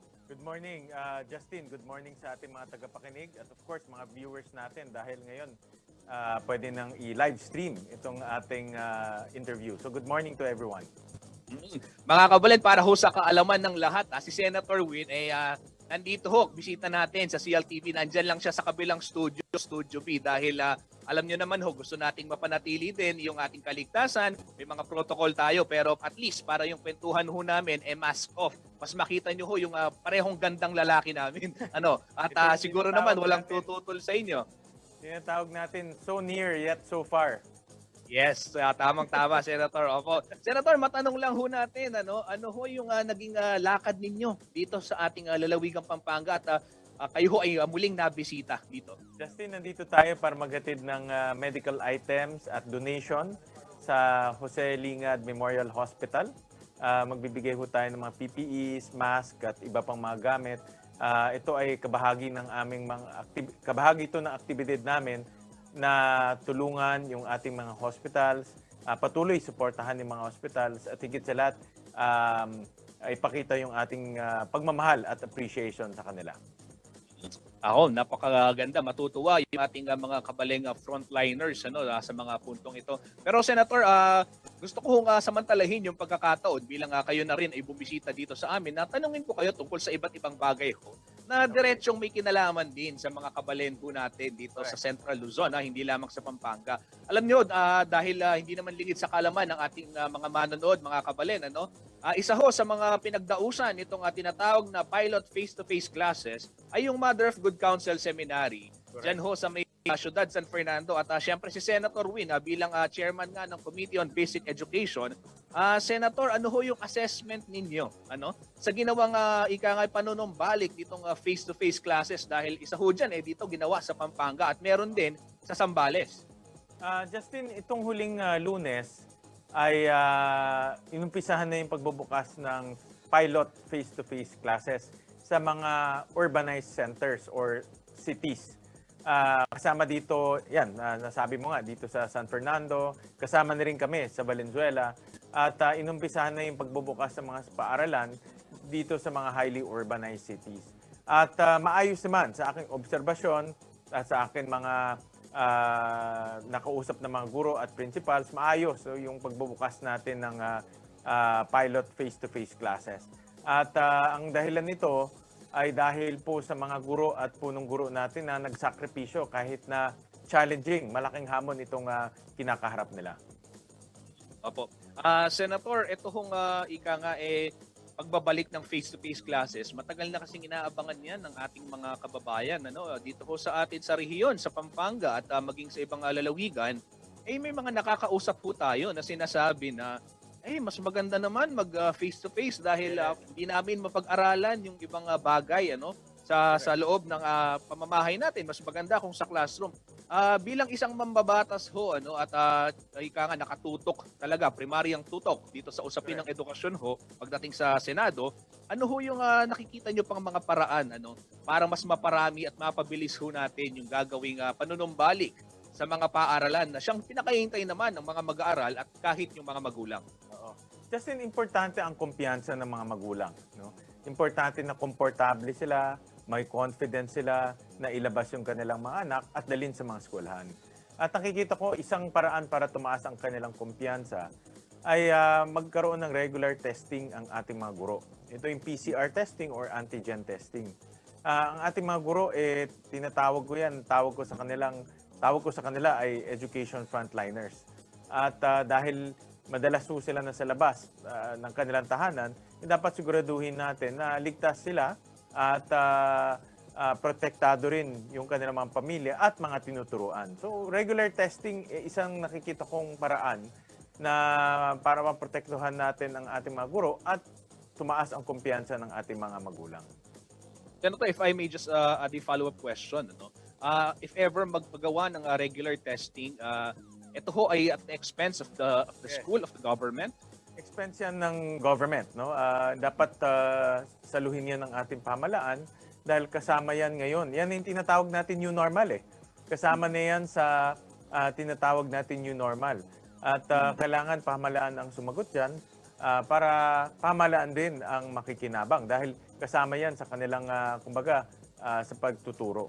Sa Valenzuela, gusto ko lang ma-share dahil malapit lang kami sa inyo.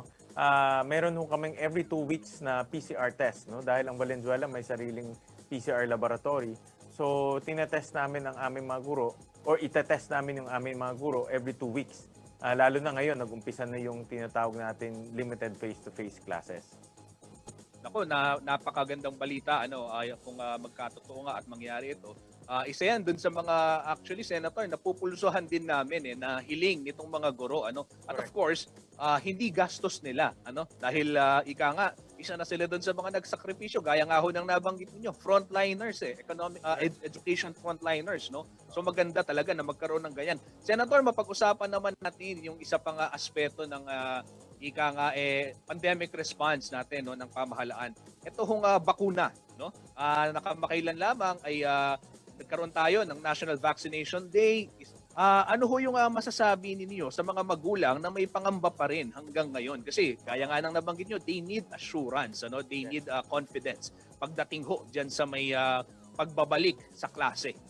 Tama ka, Justin. Marami pa rin tayong mga magulang na hindi komportable dito sa pagbabakuna, lalo na yung pagbabakuna ng kanilang mga teenagers. Dahil ngayon ay pinapayagan ng bakunahan po yung mga teenagers natin, mga 12 years old and above.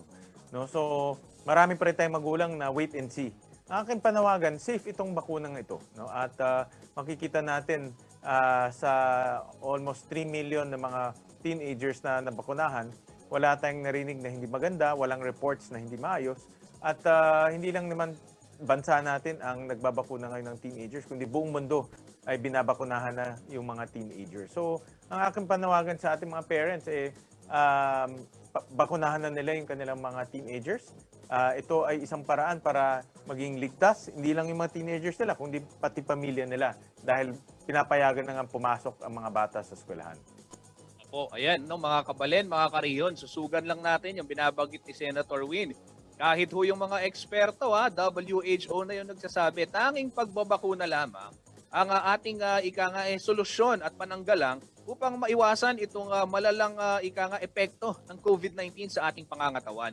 So ito ho ay talagang tinutulak din ng ating butihing mambabatas at gaya ho ng nabanggit niya, ito ho isang susi para makabalik sa mga paaralan. And speaking of paaralan, pag ito pinag-uusapan, may naalala ako noong 2016 ho, etong si Senator Win, nakita kami, ewan ko lang kung naalala pa niya, dahil sa sobrang dami rin ng kanyang mga nakakaharap, malamang, dyan sa may Holy Angel University, isa yun sa pinuntahan niya, at isa rin dun sa kanyang bit-bit noon, sinusulong niya, ito hong free college tuition, sa mga pampublikong universidad at kolehiyo. Talaga naman, syempre, pinalakpakan ho yan ng mga kabataan, ng mga mag-aaral. Sino ba namang ayaw ng libreng edukasyon? Senator, kumusta na ho? Ano na ho yung inabot nitong advokasya yung ito na free college education o yung tuition sa mga pampublikong universities and colleges ho? Ang magandang balita, Justin, batas na ito. No? So 2018, pinatupad na ito ng ating pamahalaan at yung mga pampublikong kolehiyo at universidad sa ating bansa ay hindi na sumisingil ng tuition fee. Kagaya dito sa amin, sa Bulacan, ang Bulacan State University ay hindi na naniningil ng tuition fee. So malaking bagay yan, no, para sa mga estudyante at malaking bagay doon sa mga gustong mag-aral ng kolehiyo dahil alam naman natin isang hadlang sa kanilang pangarap na makakuha ng college diploma ay hindi makabayad ng tuition fee o pag pumasok ka, hindi nila kayang ipagpatuloy yung kanilang pag-aaral. Opo. Senator Win, maisingit ko na lang kasi when I was tasked to do this interview, syempre nag-research din po ako at matagal ko na rin namang alam na you came from the private sector, yes, no? And then you decided to leave your life in private sector to join government service and to serve our countrymen, ang iniisip ko lang talaga, Senator, bakit edukasyon yung napili ninyong fokusan sa dinami-dami ng pwedeng mga iba kasi they are for economy, agriculture, etc. Which I know meron din kayong mga batas diyan. Pero pwede nating sabihin na isa doon sa mga champion ho ninyong kampanya talaga ay yung edukasyon. Kaya nga ho nitong libreng edukasyon, pagbabalik sa face-to-face. Bakit ho? Anong meron sa edukasyon at ganun na lamang ho ang pagbibigay niyo ng importansya dito? Magandang tanong yan, Justin, dahil tama ka. Galing ako sa private sector at in fact, yung aking pinag-aralan ng college ay finance o pananalapi. Kaya yan yung aking, kumbaga, background nung nasa private sector pa ako. Tama ka rin, pagpasok ko sa public service, ako ay naging isang mayor. So mayroon experience rin tayo sa governance o pamamahala. So, may malawak na yung karanasan natin pagdating dito sa mga aspetong to.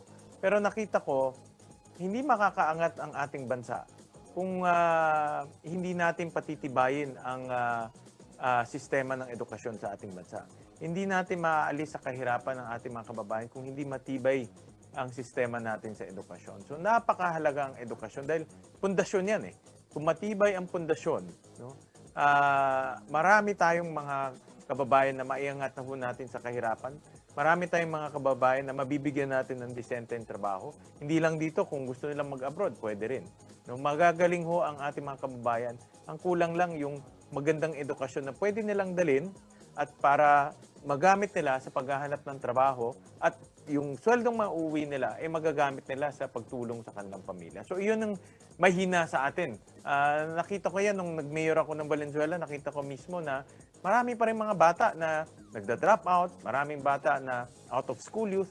Marami tayong mga kababayan na hindi nagtapos ng high school. At paano tayo bilang isang bansa uusad kung malaking bahagi ng ating populasyon ay hindi nakapagtapos ng high school? Yan, mga kabalin, narinig po ninyo. Yang si Senator Win, mabanggit ko lang, yung gaya nga nung sinabi niya kanina, nagtapos siya na yung kurso may kinalaman sa pananalapi at sa University of Boston. Hindi biro yung pag-aaral doon. Pero gayon pa man, nakita niya nga itong sinasabi niya sa edukasyon, yung kanyang nais-fokusan dahil ito ay pundasyon, foundation yan, mga kabalin, mga karehiyon. Senator, maliban ho dyan sa may free tuition na inyong isinulong, ano pa ho ba yung iba pa ninyong naging programa na may kinalaman ho dito sa pagpapalakas ng sektor ng edukasyon dito sa ating bansa? Justin, sa loob ng 6 na taon, meron tayong 15 batas na naisagawa o isinulong. At isa sa pinakamahalagang batas na isinulong natin ay itong batas sa Alternative Learning System o ALS. Alam natin to, no? Marami sa ating mga kababayan ay dumaan dito maraming mga mayor at governor alam mo itong ALS. At para sa akin, mahalaga ito dahil meron tayong 26 million na mga kababayan na hindi nagtapos ng high school. At itong mga kababayan natin, hindi sila makakakuha ng college diploma, hindi sila makakahanap ng disenteng trabaho kung hindi sila nakapagtapos ng high school. Kaya in ALS ay isinabatas natin para madagdagan po ng pondo, dumami pa ho ang kukuha nitong kurso at higit sa lahat, yung suporta ay tuloy-tuloy. Ayan, saktong-sakto yung binabagit ni Senator. Kanina lamang ho, ginagawa natin itong balita naman na yung DepEd gumawa nga ng bureau, no, natututok dyan sa ALS na yan. Siya, isa sa mga sinulong ni Senator Win, yung alternative learning system nga, para sa mga out of school, hindi lang youth, hindi lang kabataan, maging yung mga matatanda na nais ho magbalik sa sa paaralan o makakuha ng sapat na kaalaman para maabot yung kanilang mga pangarap. Pero ito, Senator, bahagyang lisanin muna natin yung usapin ng edukasyon, no. Kayo ho ay re-electionist Yes. sa darating na 2022 at gaya nga ho ng nabanggit ninyo, simula 2016 kayo ay naglingkod bilang senador at marami, hindi lang iisa, marami hong nagawang batas para ho doon sa kapakanan ng ating mga mamamayan. Senator, sa tingin nyo, ano pa yung hindi nyo nagagawa at sa tingin ninyo nais nyong i-pursue, no? Kung kayo ho ay palarin at piliin muli ng ating mga kabalen, ng ating mga karehiyon sa darating na halalan? Justin, pagpapatuloy natin ang ating advokasya sa edukasyon at ipagpapatuloy natin ipaglaban ang karapatan ng bawat isa sa isang maganda at dekalidad na sistema ng edukasyon. Para sa akin, dapat walang maiwanan. Kung ano man estado mo sa buhay, ano man ang pinanggalingan mo sa buhay, dapat ikaw ay mabibigyan ng dekalidad sa edukasyon dito sa ating minamahal na bansa. At marami akong mga nakalinyang advocacy, pero yung top 3 ay unang-una, pagbabalik sa face-to-face classes. Pangalawa, pagtataas po ng sweldo at benefits ng ating mga teachers. At pangatlo, pagbibigay po ng allowance sa mga ALS learners natin. No? Inuulit ko yung ALS dahil hindi makatarungan na meron tayong 26 million na mga kababayan na hindi nagtapos ng high school. No? Maiiwanan sila. Kaya yung pagbibigay po ng allowance sa mga mag-aaral ng ALS, isang paraan to para mahikayat natin sila mag-aral at tayo bilang bansa ay sabay-sabay po aangat. Senator, samantalahin ko ulit yung pagkakataon na dahil siyempre, kausap kita ngayon at masaya kami na nandito ka. At gusto ko lang kayong tanungin tungkol dito sa isang mainit na issue. Itong Malampaya deal. Itong pagkakatransfer, yung pagkakabili ho ng yung Specs Udena deal sa Malampaya. At kayo ho, naging mainit ho kasi ito lalong-lalo na matapos yung sampahan ng libel ni Energy Secretary Cusi, yung karamihan sa mga kasamahan natin sa media na nagbalita ho ng istorya. Pero kayo ho bilang isang mambabatas, Senator, ano ho yung masasabi ninyo dito sa deal na ito at paano ho ito dapat pakiharapan, pakitunguhan ng ating pamahalaan upang matiyak naman na nasa batas, na ayon sa batas at walang masasakripisyo pagdating ho dun sa serbisyo dahil kuryente ang usapan dito. Justin, magandang tanong yan. No? At isusuot ko muna yung isang hat ko na bilang chairman po ng Energy Committee. Yung pagkasampa ng libel cases sa mga mamamahayag ay hindi magkakaroon ng epekto sa aming pag-iimbestiga at patuloy naming hihingin sa Department of Energy yung pananagutan ng mga kawani nila.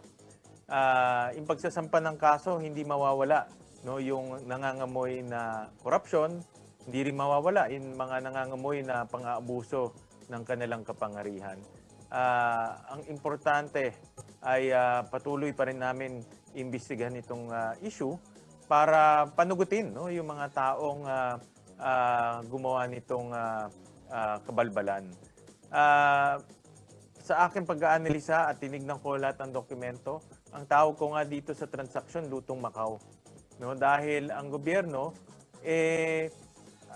linuto nila itong transaksyon para paboran yung isang korporasyon na hindi tama yon. Dahil tandaan natin, Justin, yung natural gas at langis dito sa teritoryo natin, pagmamay-ari ito natin, ikaw at ako at taong bayan. Hindi ito pagmamay-ari po ng Department of Energy. Hindi rin si Pangulong Duterte ang may-ari nito, tayo mismo. Ang trabaho po ng Department of Energy na protektahan ang interest natin at siguraduhin na yung mga korporasyon na papasok at kukuha ng langis yan ay mga lehitimo at may kakayahan. Hindi sino-sino lang o hindi mga kaibigan lang ho nila. So patuloy ang aming pag-imbestiga at makaasa po ang taong bayan na pananagutin ho natin yung mga nagkasala ho. Okay, napakaganda ho. Maraming salamat Senator Win, ano? Bilang panghuli na lamang ho, I won't take much of your time. Siguro ho, mensahe ninyo sa ating mga kabalen, mga karehiyon na nanonood, and alam ho namin, hindi ito yung huling pagkakataon na magiging bisita kayo dito sa aming mga programa. Maraming salamat dito sa ating interview. Kahit na hindi tayo magkasama physically sa isang kwarto, but ako natutuwa nagkaroon tayo ng oportunidad na mapag-usapan yung mga mainit na issues dito sa ating bansa at marinig ng taong bayan yung ating saloobin at nasa isip. So, gandang hapon. Maraming salamat dito sa ating interview. At yan ang mga balitang nakalap ng CLTV News. Para po sa karagdagang detalye, maaari nyo i-follow ang aming social media pages, Facebook at CLTV36 Official and at CLTV36 News, Twitter at CLTV36, Instagram at CLTV36 Official. Kung nais nyo balikan ang mga programa ng CLTV, pwede nyo pong bisitahin ang aming YouTube channel at CLTV36 Official at ang aming website www.cltv36.tv. Mapapanood din ang mga programa ng CLTV nationwide via Signal Channel 115 at sa ating 39 cable partners. Kasama po ang buong pwersa ng CLTV News and Current Affairs. Ako po si Jennifer Salonga. Maraming salamat po mga karehiyon. 16 days na lamang po at Pasko na.